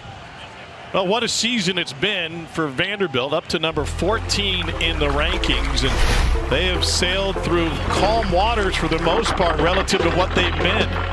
9 wins for the first time since World War I. 3 ranked wins for the first time ever, and they're reaching new depths of school records for total offense and passing and rushing touchdowns for Diego Pavia. They've never had a Heisman finalist finish higher than 7. Pavia seems to be in line to get an invite to New York City and at the very least be part of the ceremony. Yeah, this game real important for his Heisman hopeful appearance in New York. It wasn't a super fast start for Pavia in this offense. He struggled a little bit early in SEC games. He's obviously exploded as of late, but he won't have an opportunity to play in an SEC championship, and a lot of these Heisman hopefuls across the country, Fernando Mendoza being one of those guys, will play in a conference championship game, and they did change the voting. They don't allow it to open until that championship Saturday now, so people aren't voting early. You got to take all the games into account. Carl Hinkle finished 7th in the Heisman voting in 1937. He was a center on the offensive side of the ball, great defensive player for Vanderbilt. Went in to be inducted in the College Football Hall of Fame. Hobbs is off to the sideline. We'll test Tennessee's D-line depth.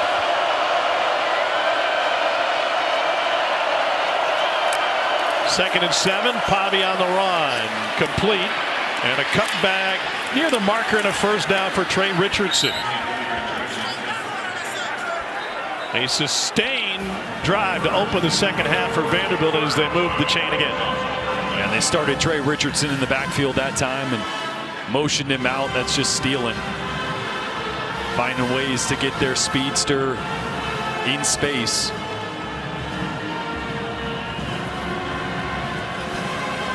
Tim Beck has authored this style of offense for a number of years. He played for Jerry Kill at Pittsburgh State in Kansas. They're on the staff together in the early 90s and still together now in the Vandy coaching staff. 1st and 10. Pavia steps forward, fires in the end zone. Too strong over the head of Trey Richardson. Boy, and there's that version of that RPO that he hit Stowers on earlier. They also ran it on their first red zone drive. This time, linebacker bites up. He's got one-on-one coverage, just a little high. What are the elements of being a good thrower on the run for Pavia? Well, it's tougher for a right-handed quarterback going to his left, right? You got to make sure you get that left shoulder towards your target so you can use your upper body, because you lose your lower body, so you don't have the same velocity. That time, I think, was just drifting a little bit as he threw that, and it ended up a little high.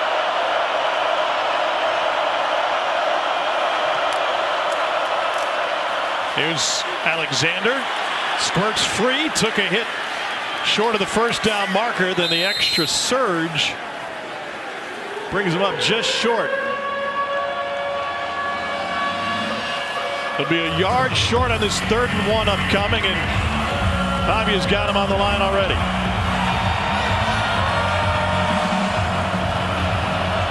Vandy 3 for 5 on 3rd down tonight. QB sneak. You tell me where he is. Well, that's a play that Pavia gets everybody to the line of scrimmage on his own. We were talking to Tim Beck about that.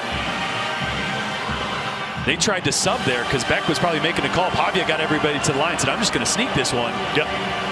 He allows him the freedom to kind of call those off the cuff if he wants to. That time it worked out on 3rd and short. Nice decoy work from Cedric Alexander, also looking to the sideline like he didn't have the play. Well, he probably didn't. Yeah, Pavia's just, it's like, I think I'm just going to take a snap. Probably him in the center are the only ones that knew what were going on that one.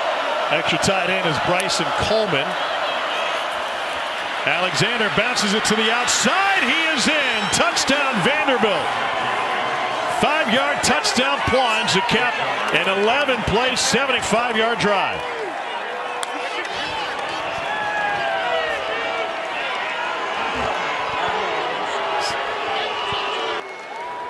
In the opposite corner, the Vandy fans love it.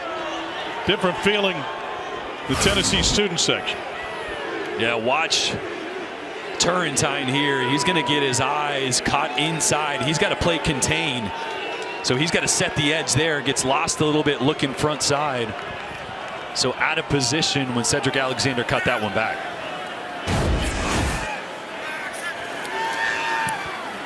Point after is good. Cedric Alexander's averaging 8.5 yards per carry.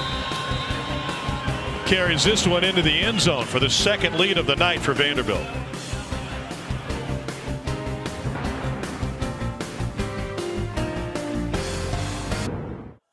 Well, Diego Pavia and Vanderbilt took advantage of this personal foul penalty to extend their late 2nd quarter drive. Instead of settling for a field goal, he found the end zone with 12 seconds left in the half, and then an 11-play, 75-yard drive to start the second half. And they have flipped the script on Tennessee now with a 28-21 lead. Yeah, the middle 8 is so important in big games like this. How do you finish the first half, and how do you start the second half? Vanderbilt doubled up there with touchdowns on both and completely flipped this game on its head. Chance for a return from the goal line. DeJuan Morris takes it out past the 20 and the pile to the 25. Read and React's the best show on cable television, college football. Cole, you're the host. Walk us through. We're going to need Tennessee to get the run game going in the second half to build not only more yards on the ground, but through the air. Watch the down block from the tackles, and Lance Hurd. Backside tackle is going to pull around, but the kickoff from the tight end going to help as well. They ask these tight ends to do a lot in the run game. David Sanders Jr., great job kicking out there from his tackle spot. Deshaun Bishop presses those blocks extremely well, making his blockers right and defenders wrong. Did it well on that play. Tennessee needs more of that here in the second half. Cole, what do you call that when you run over the guy in front of you and leave your belly on him there to finish? Put your belly on him. Just put your belly on him. That's it. Could be the blubber. It's Monday nights on the SEC Network. I mean, make up a term. The blubber. That's good. I like that. The blubber. A pancake is flattening the guy, but when you land on him, it's give him the blubber. It could be the waffle. Oh, the waffle. A loss of a foot by Deshaun Bishop. Brian Longwell making his 25th consecutive start in on the stop for Vanderbilt. Well, Tennessee has gone tempo a few times, and it's cost them, including on their last possession of the first half. Giving it back to Vandy with time to score.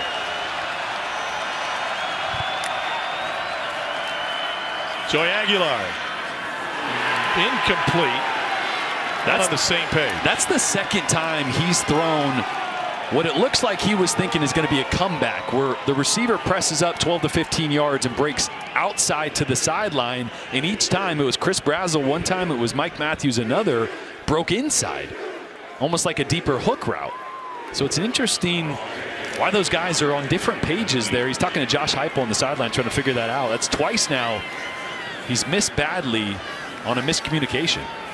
Remember, his first year of this program, he didn't show up until late summer after transferring from UCLA. Martel Height falling down makes a fair catch back at the 25 after a 46-yard punt. 28-21, Diego Pavia and Vandy with the advantage.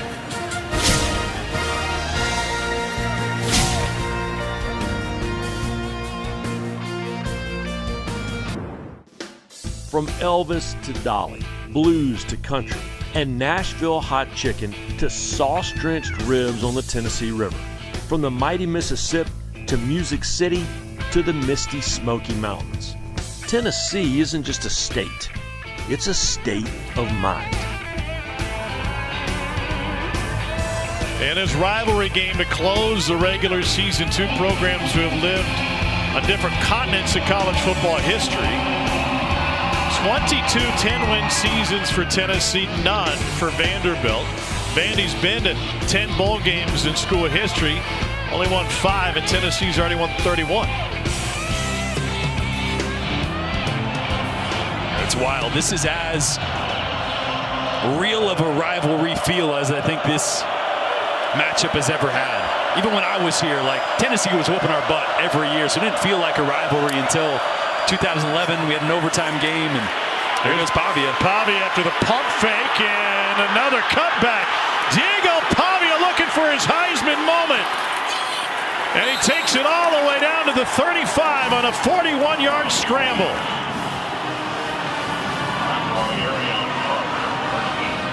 He's rushed for over 100 tonight on 11 carries. And the pump fake just absolutely freezes Jeremiah Thielander, who's coming off the edge. And I think that was actually a design quarterback run anyway, because you saw Jordan White, the center, working up to the second level. And is a pump fake built in or a Diego add-on? I think that's probably just freelancing a little bit. Obviously, you can do whatever you want. You pump or you look to the left and then you hit the quarterback draw, but he knew that guy was coming. He had to do something. Kylan Young is the tailback. He's a home run hitter. Dipped inside before being taken down after a gain of about 7 by Arian Carter. We just saw the program comparisons, and Diego Pavia is certainly in the Heisman conversation. And he has an opportunity to bring the hardware back to Nashville, or to Nashville, I should say. You compare him to SEC quarterbacks who have won it. He is one of one, but he shares a lot of the same traits with guys in recent history who have taken home college football's highest honor. Young split out. It'll be an empty backfield. Quarterback run again. They wanted to throw, but it's submarine. And Thielander in on the sack for Tennessee. Well, again, it's that same little QB run RPO trying to get the ball to Eli Stowers, but the safety took that one away. Smart move from Pavia to not throw that football. Now this is a massive third down for this Tennessee defense. They have got to come up with a stop and got to try to change the momentum of this game, get this crowd into it.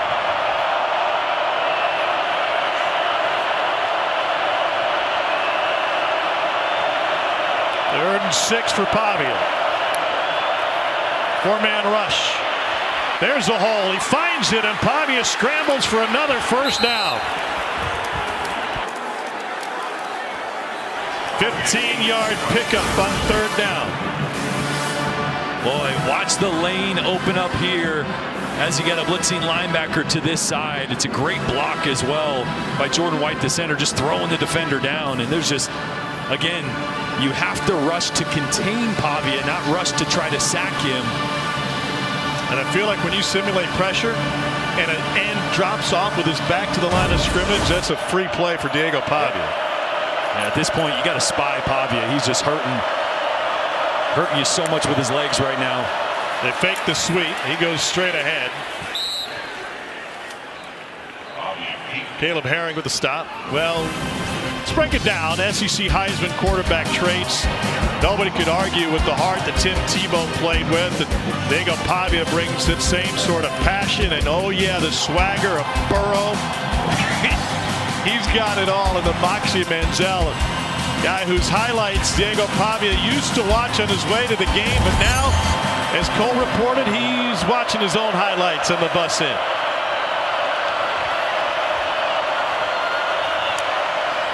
Everybody was moving in orange.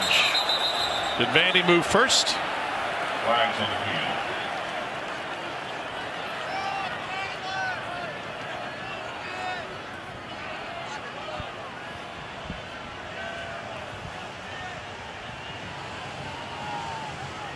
Clark Lee, the Vandy head man. False start for the offense. Number 50, 5-yard penalty.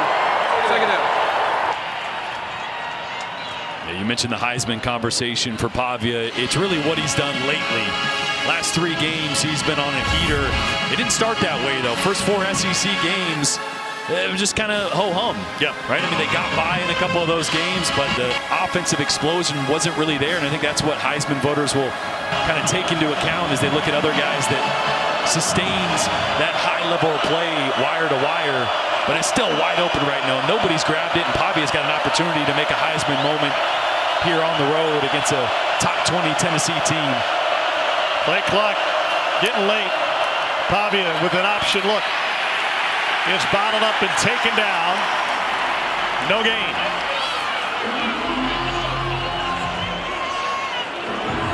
All right, 3rd and long. You have blitzed Pavia time and time again, and he's hurt you with his legs. Let's see if Tim Banks, defensive coordinator, decides to play coverage or leave a spy on Diego Pavia. 19, Joshua Joseph is who offensive coordinator Tim Beck told me before the game they are very concerned about in this exact spot. Pavia's been most effective with his legs on 3rd down, even 3rd and long today. Joshua Joseph's right there. They flip Young. Pavia flush from the pocket. And he gets it off late. May have stepped out of bounds before he threw it. And Vanderbilt's going to have to settle for a field goal attempt. Yeah, Tim Banks dialed up the pressure. And again, Pavia almost makes the blitzer, the free blitzer, miss once again. You're going to see pressure coming from this side, and Pavia is able to escape. It's just better coverage on the back end. There's nowhere to go with the football. For Pavia, does the smart thing and not throwing across his body, so they have this field goal attempt. 35-yard attempt for Knoxville native Brock Taylor. And it goes inside the upright. Vanderbilt has a 2-score lead. 2:12 remaining in the 3rd quarter. Diego Pavia can sense They have a chance at the brass ring.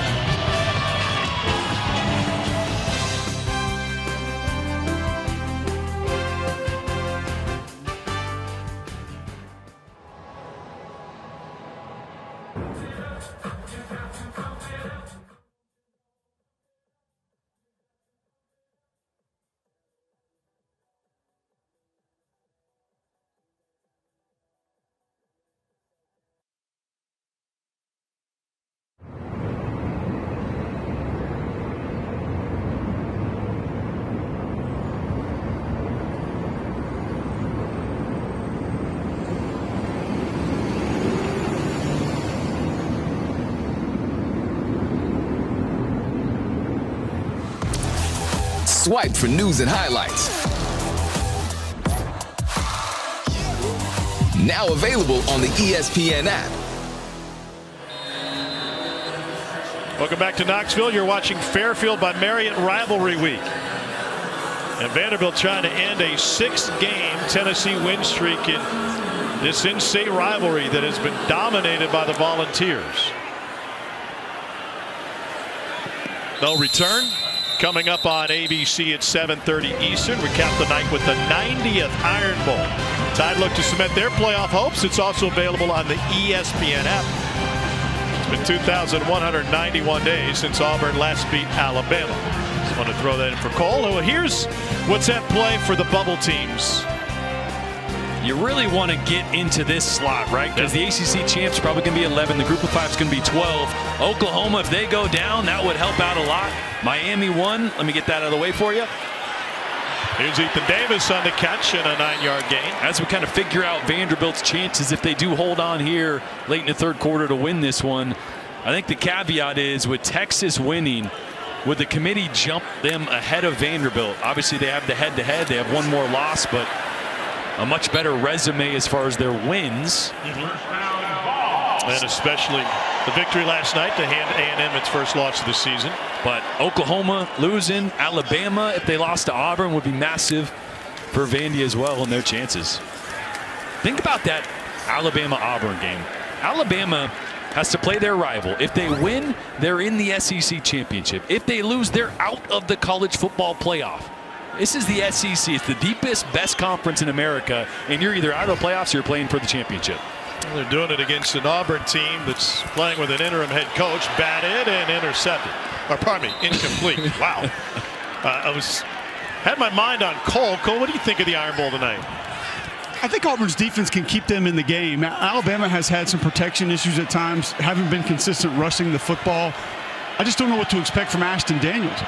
He comes in relief in the Arkansas game, in and out of the game against Kentucky. Then he actually gets one game to go, but then he sits out against Mercer. I have no idea what to expect offensively from the Tigers. Yeah, it was a game plan going back a month for Hugh Freeze to sit him when he was still the head coach. Complete gets pressure to Mike Matthews, and he's right at the line to gain. The umpire has him a yard short. On the far side, they said he got it. So first down for Tennessee.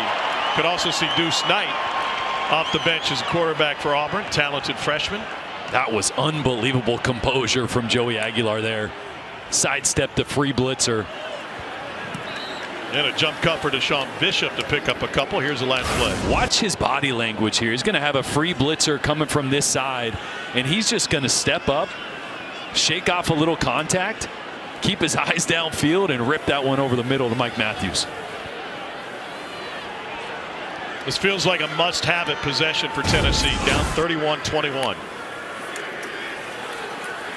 So they turn to the ground game, and Deshaun Bishop rips off 9. He's over 100 now.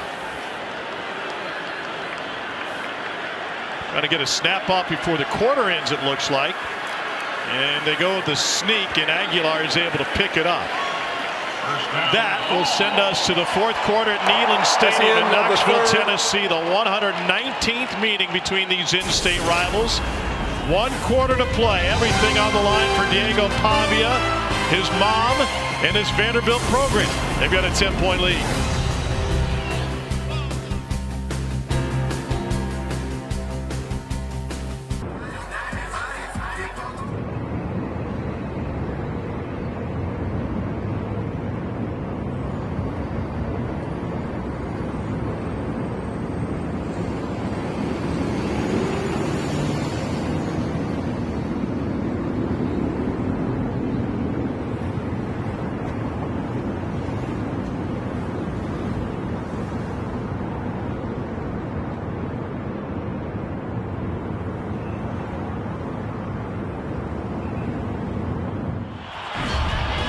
Welcome back to the SEC on ESPN. Vanderbilt dominated the third quarter tonight. Yeah, they really started in the end of the first half, getting those points and rolled the momentum into that third quarter. This is where Tennessee needs to answer. Have had a few explosive plays downfield, but haven't had many opportunities here in the second half. They're going for it. Aguilar going deep down the sideline, underthrown, it gets the flag. Brazel had a couple of steps on Colby Taylor.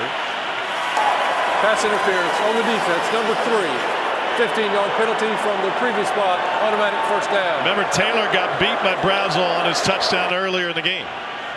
Yeah, and Brazel had a step there. Obviously, the contact was blatant.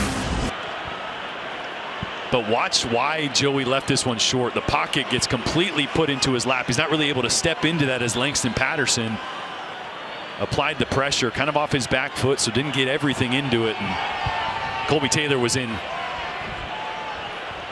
in phase, trying to just get back into phase, and lost sight of the ball. Vandy has this one defended well. Nothing doing thanks to the stop by Joshua Singh. That'll back Tennessee up. Now 2nd and 15.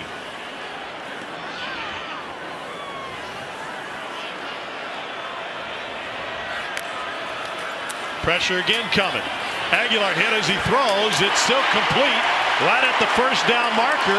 Can be a hair short for Brazel.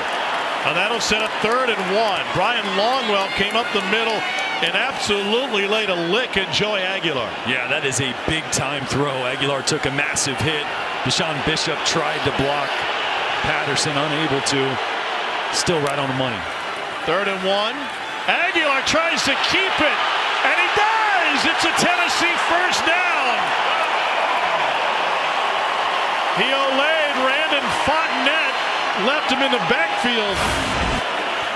If Tennessee claws their way back into this game, you're going to come back to this play, because he was dead to rights in the backfield for a big negative play, and Joey makes an even better play to get not just positive yards there, but a first down.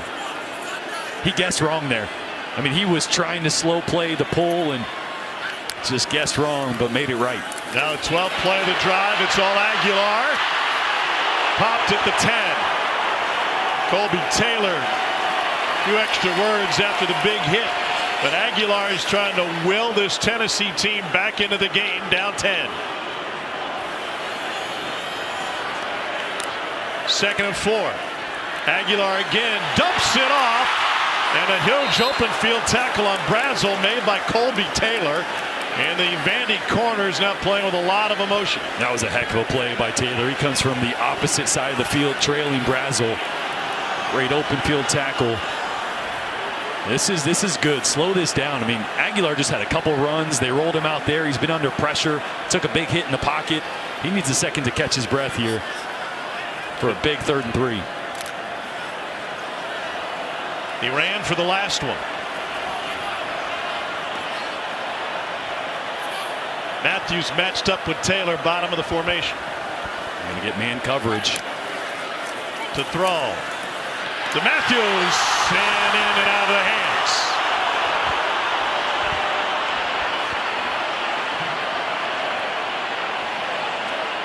That was it. Brutal drop from the talented true sophomore. He was just thinking about the celebration there. They ran a little pick play, a slant from the outside, the inside receiver. Braylon Staley just kind of tried to get in Colby Taylor's way. Perfect play call, perfect throw. So a 25-yard attempt for Max Gilbert.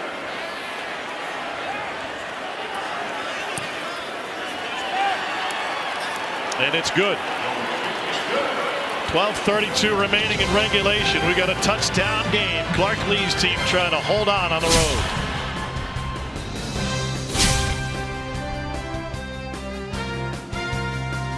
Take a look at today's player spotlight, brought to you by Cintas. Diego Pavia, 270 yards in the air, 124 on the ground. It's his second 200, 100-yard game this season. It's really been his legs. It's been a difference maker here in the second half. And here you see the other top Heisman candidates across the country. Numbers definitely stack up. Julian Sayin threw a pick early in the game against Michigan today, but finished with 3 touchdowns on 19 of 26 passing. And Indiana won the Old Oaken Bucket in a runaway against Purdue last night. Thank you for doing those people. From the 4, Trey Richardson breaks free and takes it out to the 29-yard line. Player Spotlight brought to you by Cintas. A day in the life of Diego Pavia. Struggling in the first half, he threw 2 picks, which led to 14 Tennessee points. Talk about a comeback. Yeah, I think it's just a microcosm of who he is as a player. Sometimes it doesn't look pretty, sometimes it's not perfect, but he finds ways to get things done. Obviously responding from the 2 early turnovers to throw the touchdown before half. Again, the improvisation on some of the scrambles that he's had have really broken the back of this Tennessee defense in this second half. Coming off of a school record for passing yards in a game last week against Kentucky.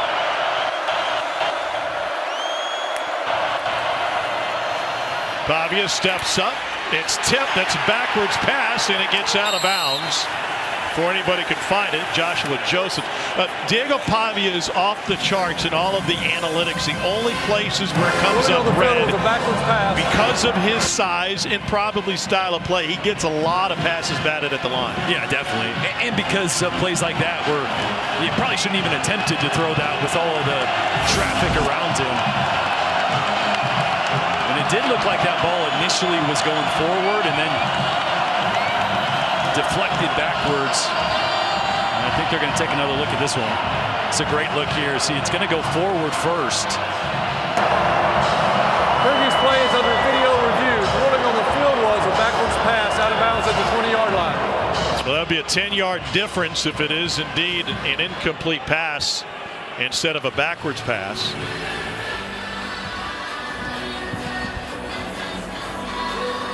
He's got to be careful with some of these decisions. He knows he's under pressure, knows he's going to take a hit. You got that going forward? I got that going slightly forward. Yeah.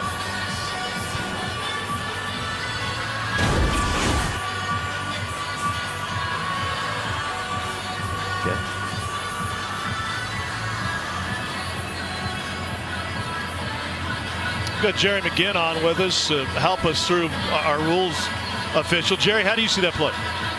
This is a good stop by replay because the ball, from our view, and we have a great shot of it, the quarterback is releasing the ball and it's tipped, and it appears that the ball was initially going forward and then the ball was tipped backwards, and this is a 10-yard differential. So this is a good stop. I'm hoping that replay reverses this to an incomplete pass. Seemingly, that's what they'll do. It's taken a while to figure out exactly if it was going forward or backwards. There is no lateral. It's either forward or backward. And it ended up trickling out at the 20-yard line. Cole, just a moment ago, we had the Heisman candidates on the screen. Get to you after this announcement. After video review, the pass was forward. It's an incomplete pass. The ball will be placed at the 30-yard line. It will be second down. Cole, how do you think Diego Pavia stacks up against those other Heisman candidates? I think he's absolutely in the mix, and a lot of that goes back to what we talked about earlier in the broadcast. The operation of the offense, the things that he's asked to do, they're not going to be explosive by nature. You look at some of the guys that he's working with inside this offense as well, not going to have as much NFL talent around him as, say, a Julian Sayin does, who I think has been off the charts this year, but he has to be mentioned with those others. Massive win for Ohio State today.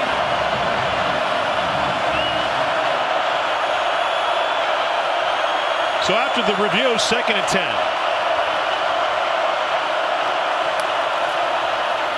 Pavia, RPO, dumps it down the sideline. Over the shoulder catch made by Trey Richardson. 28-yard gain and a Vanderbilt first down. it's just tough to put in perspective how difficult this throw is. Running to your left, throwing a vertical down the sideline. Ball is perfect. Trey Richardson, you know the speed. Like, he's always going to have a step. I mean, Jordan, that's designed to look like a quarterback run. Yeah. And that's a throw that a lot of quarterbacks, they want to get set up to be able to make that throw. Just the level of difficulty is extraordinary. 10th play of 20 yards or more for the Vanderbilt offense today. They going to look at this one? Previous plays under video review. Ruling on the field was a catch. He was spinning the ball kind of to gain control as he stepped out of bounds. He was inbounds when the ball hit his hands. The question is, Trey Richardson, is he ruled to have firm control? Now watch as he spins it back. There, he's out of bounds. I mean, when you slow it down like that, you can see it just sure looked like a catch, right? Yeah. I mean,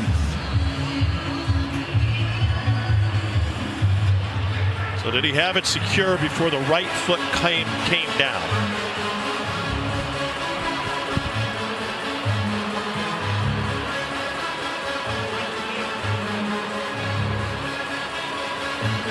I mean, it's going to be close. Anytime you slow something down this much, okay, let's see his feet. So you've got until the right foot hits. Yep. Ball's moving.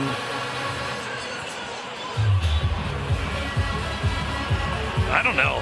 I mean, there's a gap between the ball and his left hand. The question is, was he palming it? Did he have it firmly secured by his right hand? Let's bring in our rules analyst, Jaron McGinn. Jaron, can you have it in control with just one hand on top? I tell you, this is a good stop, and at first it looks like it's obvious a catch. And you know, as Jordan mentioned, when you slow things down like this, you can kind of like make anything that you want. I like the fact that it is a catch because he's really doing a football move with it. He has it, and he's just trying to tuck it away a little bit better. Does it move? Yes. I like it as a catch. Can you rule it a catch and rule that he has it secured with the right hand on top of the ball, like a basketball player palming it? You can, but then the ball shouldn't be moving. Yeah. This one does move a little bit. And then it also ended in his left hand at the end. Right. Now the ruling on the field is a catch. After video review, the ruling on the field is upheld. I think that's right. Yeah. Like, I believe I think if it was ruled incomplete, they probably would have stayed with that also.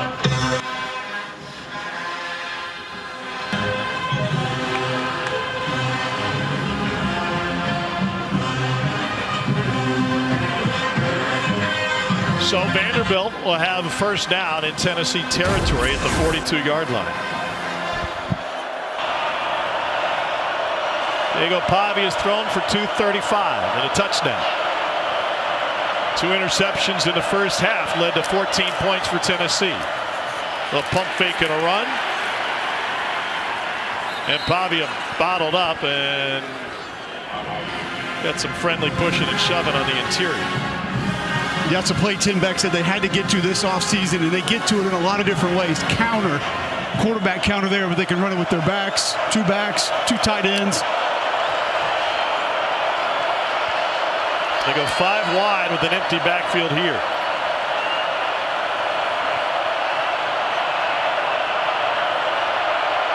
See what Diego Pavia's got dialed up.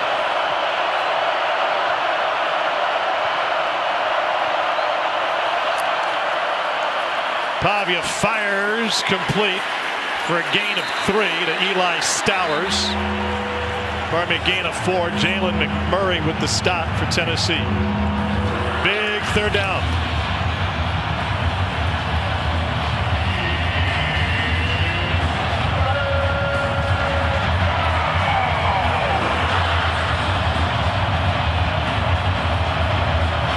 Tennessee brings Arian Carter back on the field again. You got to have somebody with eyes on Diego Pavia, ready for that scramble. Vandy 5 for 8 on third down tonight. Volunteers show blitz. They back off. Pavia has time. Finds the hole. Stowers with the first down catch. It's a gain of 14. It's hard to rattle Diego Pavia. Oh, now you got a couple guys with eyes on Pavia. Watch these guys drop out of here. Berlotti's going to have eyes. He's the spy guy right here, which means you have a void in the zone coverage to the left there. You got all the attention over the ball, making sure Pavia doesn't escape that pocket, and he finds a soft spot to his go-to guy, Eli Stowers. 5th catch of the night for the #1 tight end on the draft boards. QB run. Pavia again. He's free! Touchdown, Diego Pavia! What is on pace to be the most successful season in Vanderbilt history, and individually an exclamation point for the Commodore quarterback.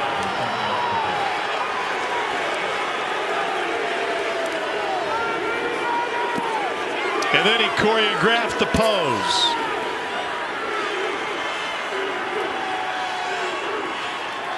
Brock Taylor on for the point after. With 13 seconds left in the first half, Tennessee led this game 21-14. Since then, the Commodores have imposed their will.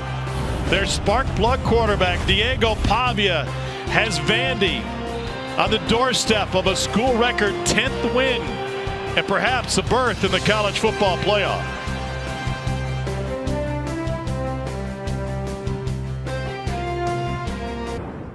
ESPN College Football is presented by Chili's 3 for Me, the best $10.99 you can eat.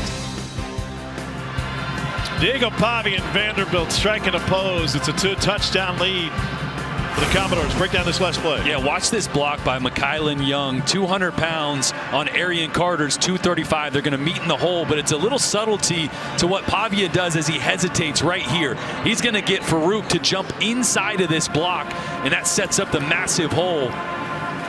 If he doesn't do that little hesitation, Farouk probably stays outside leverage on Jordan White, the center there, and it's still probably a good play, but might not be a touchdown. That little hesitation sets it up perfectly. We talk about great players making things right. It wasn't great blocking by the offensive line, yet he made them right by making that move. Huge game today in Norman. Let's get you to the studio. Here's Matt Barry.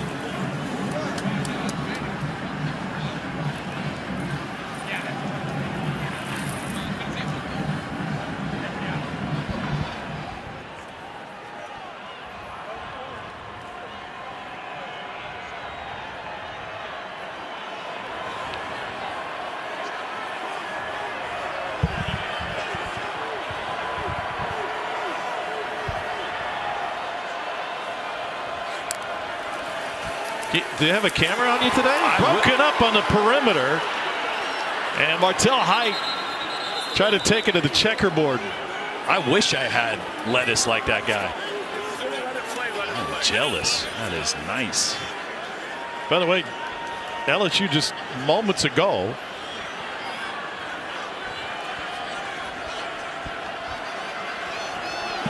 I believe they kicked the field goal to go up 3. Aguilar to throw.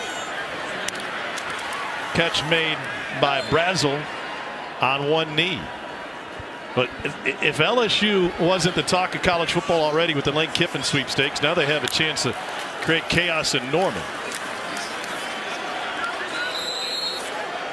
See if the spot gives them a first down. It does indeed. This is the difficulty for Tennessee now. Now Vandy's definitely sitting back in zone coverage. 2 high safeties trying to keep everything in front.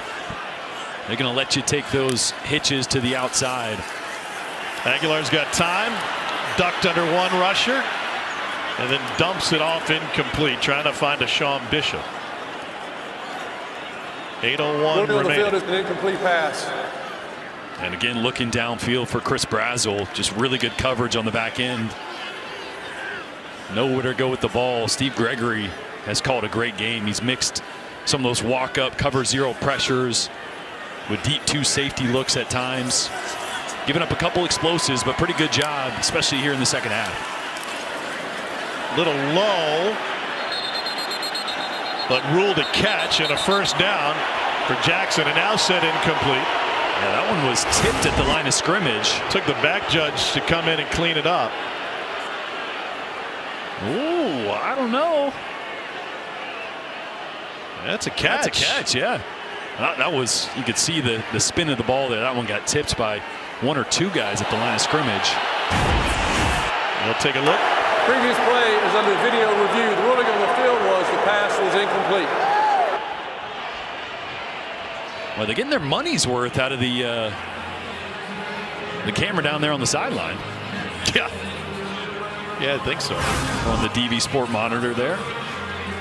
And this is a great catch. I really don't think this touches the ground. Great concentration.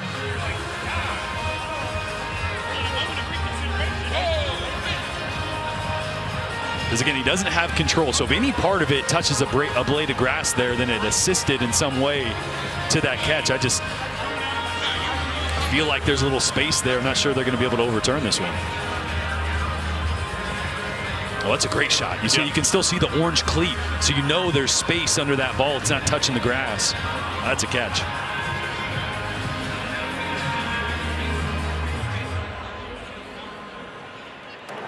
After video review, the receiver had possession of the ball and did not touch the ground. It will be first down Tennessee at the 46-yard line. It doesn't change the fact that Aguilar has been just a little bit off lately. Yeah. No doubt, especially on some of the perimeter throws to the sideline. But here's the reality. If they're going to hit a big chunk play, you noticed on the play prior to that one we just saw, they were trying to take the shot, and there's pressure. He's having to navigate the pocket. He's not able to set up and push the ball downfield, so they might have to dedicate one extra blocker, max protect, to try to take a shot. And ran out of time. Aguilar goes down. Linus Zunk with the sack for Vandy. Third sack of the night for the Commodores. And instead of adding an extra blocker, they go a 5-man protection. And you're going to see right here, just Zunk goes right by the left guard, Jesse Perry. And a quick snap to get it off on the completion to Ethan Davis. And Tennessee looking at 3rd and 4. Yeah, you got to continue to have some urgency here. Pardon me, 3rd and 16.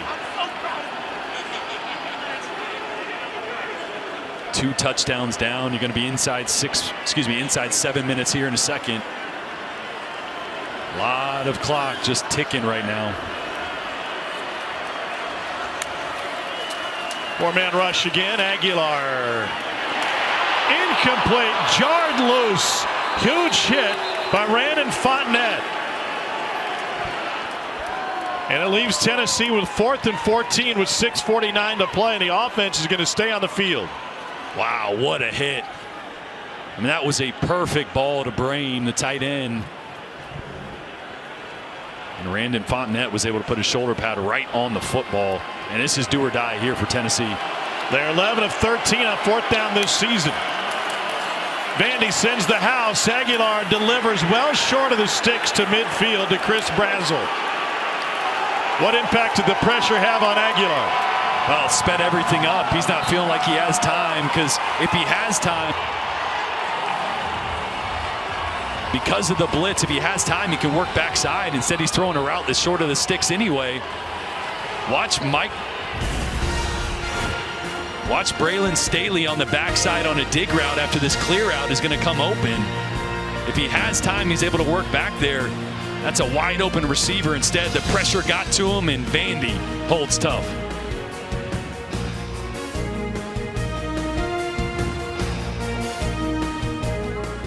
The Diego Pavia show rolls on from Knoxville. He is outgained all of Tennessee 401 to 327 tonight. And he calls his own number again. Good blocking on the perimeter. Pavia shoved out of bounds. That's a heck of an effort all night from this Vanderbilt defense. Remember, Tennessee averages 491 yards a game. That's one of the top in the country. 4th overall, 2nd in the SEC. And really been stymied, especially in this second half. No explosive plays, not able to sustain drives. The pressure on Joey Aguilar was there over and over again. Really great job by Gregory in that defensive unit. Yeah, that unit came up with a 4th down stop to get the ball back and get Tennessee off the field. Pavia again. It's hard to imagine a player in modern college football who has had more of an impact on his program than Diego Pavia when he showed up for New Mexico State before last season. No doubt. Yeah, I mentioned Joe Burrow earlier only because they ended up winning a national championship. It's a big impact, but outside of that, I don't think there is one. And not just for the stats and the wins, but it took him changing the confidence within the locker room and the belief so they could even get to this point. And obviously you plug in the scheme from Tim Beck, which I think is a guy that's wildly underrated for the effect he's had as well. Pavia gets a lot of the credit. Clark Lee gets a lot of the credit, as they're due. But here we go. For a home run for Cedric Alexander. He is in. 39-yard touchdown run for Alexander. Flags on the play after the touchdown. Personal fouls coming against Tennessee. And Vandy will snap a 6-game Tennessee win streak in this series. And they will send the Big Orange faithful home early.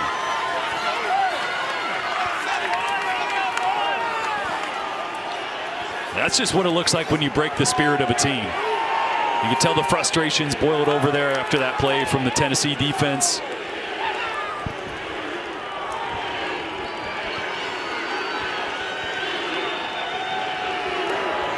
The result of the play is a touchdown. After the play was over, personal foul, unnecessary roughness, number 5 on the defense. That 15-yard penalty will be added on the kickoff. We'll have the try. So we swing back and forth. Vandy adds to its lead, but Oklahoma just scored a touchdown against LSU. There's nothing special here. You just slip one tackle. Pressure means there's nobody at the second level, and it's a foot race. Taylor bangs it through.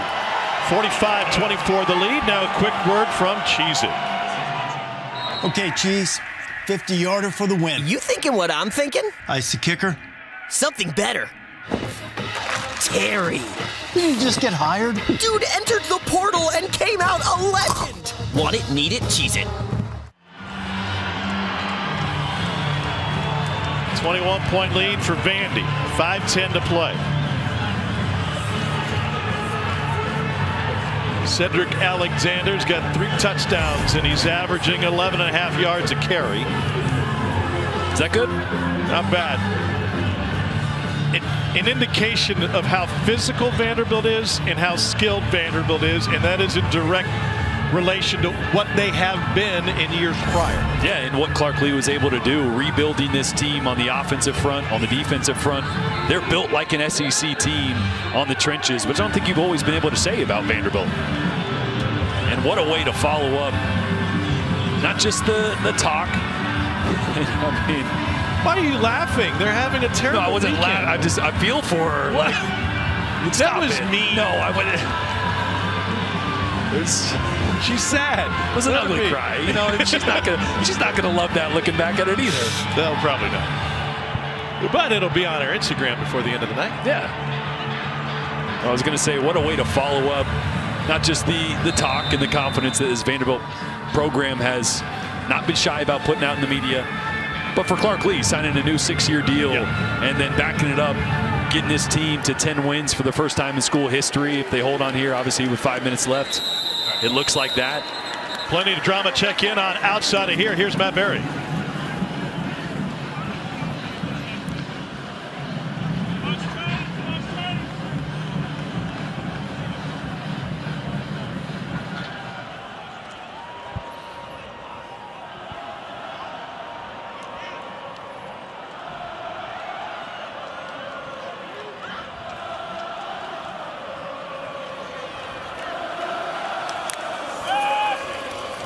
All right, Matt, thank you.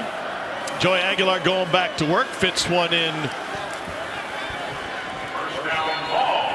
to Ethan Davis, who picks up 15 on first down.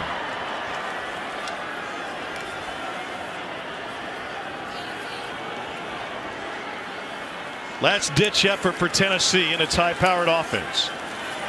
Aguilar backpedaling, and he gets taken down again. The Vanderbilt defense flexing its muscles tonight. Zaylen Wood with the Commodores' 4th sack of the night. Yeah, sometimes it's great design, sometimes it's missed blocks. That one was just great effort from Wood.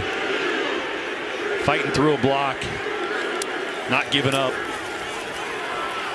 2nd and South Knoxville to go. Complete to the edge to Ethan Davis.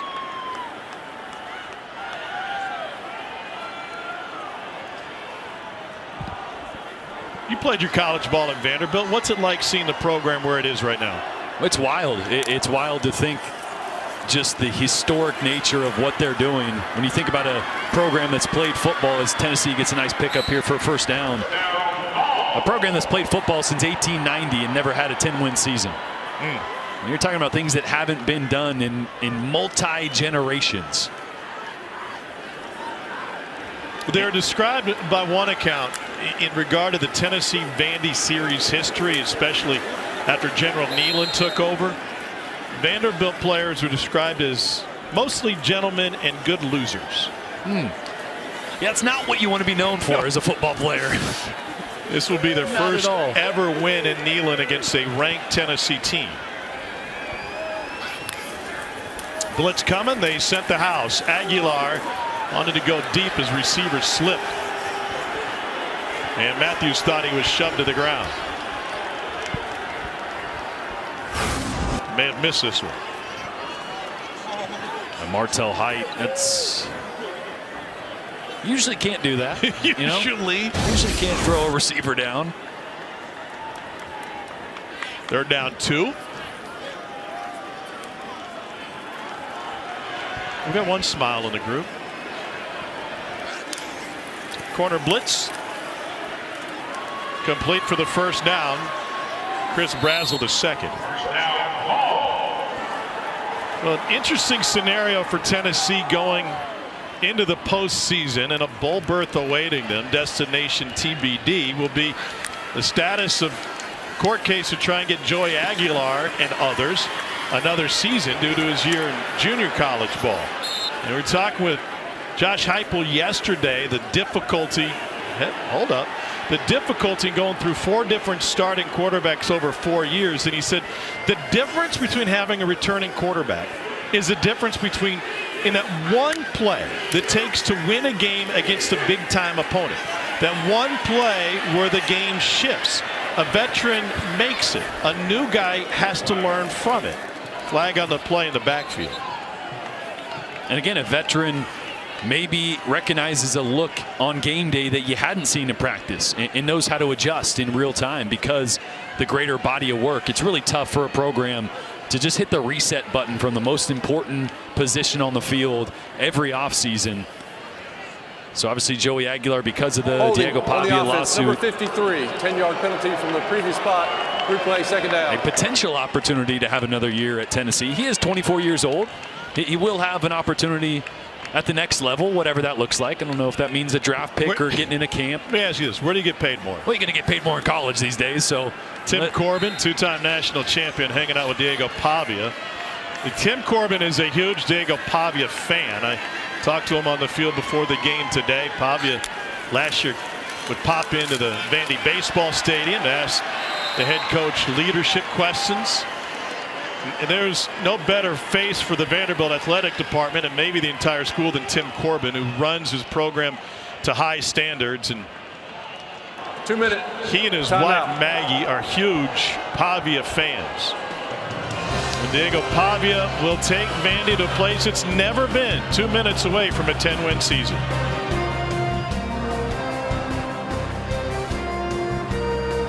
AFC leading Patriots host the Giants 8 Eastern on ESPN. ESPN Deportes and the ESPN app with Peyton and Eli on ESPN2. Coverage starts with NFL Live at 3 Eastern. Then SVP and the Monday Night Countdown crew at 6 Eastern.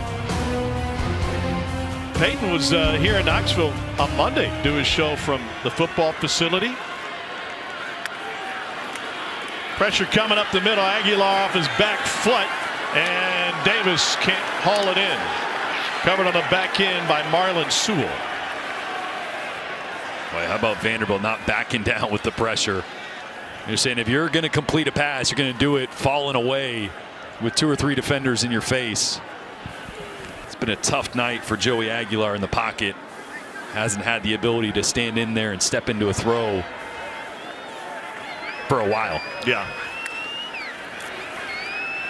Aguilar again off his back foot. And incomplete. Brazel that time. Can't believe he didn't get the flag. I mean, they're letting a lot of contact go. That play, the previous play. Again, though, I said it to start the game. They set the tone early on what they were going to allow on the outside, and they've kind of maintained that on both sides. It's a second 4th down stop and turnover on downs this half for the Vanderbilt defense. They hold this high-powered Tennessee offense to just 24 points. And the Commodores going to be in the college football playoff discussion, and Diego Pavia's likely earned himself a trip to New York City as a Heisman finalist. So end a 6-game Vanderbilt losing streak to Tennessee. Meanwhile, they're taking a knee in Norman, and Oklahoma's going to survive LSU. Now, one of those dominoes that doesn't fall for a potential Vandy college football playoff bid. They needed Oklahoma to lose. Notre Dame or Alabama still out there playing tonight. Would love if one of those teams got upset. It's going to be tough. The late night watching Notre Dame on the West Coast at Stanford right here on ESPN. Dump off. And out of bounds to stop the clock goes McKylan Young. How about Diego Pavia's day? Yeah, it's really his legs that open this game wide up. 159 yards on the ground for him. Another 268 through the air. Obviously, those 2 interceptions, he bounced back and he dropped a few dimes later in this game. That one to Trent Richardson down the sideline. The little hesitation on the long run. And then getting all the big boys involved. Last 4 games, they have averaged better than 41 points and 530 yards of offense. Of note, all of those have come against SEC foes. Pavia past midfield.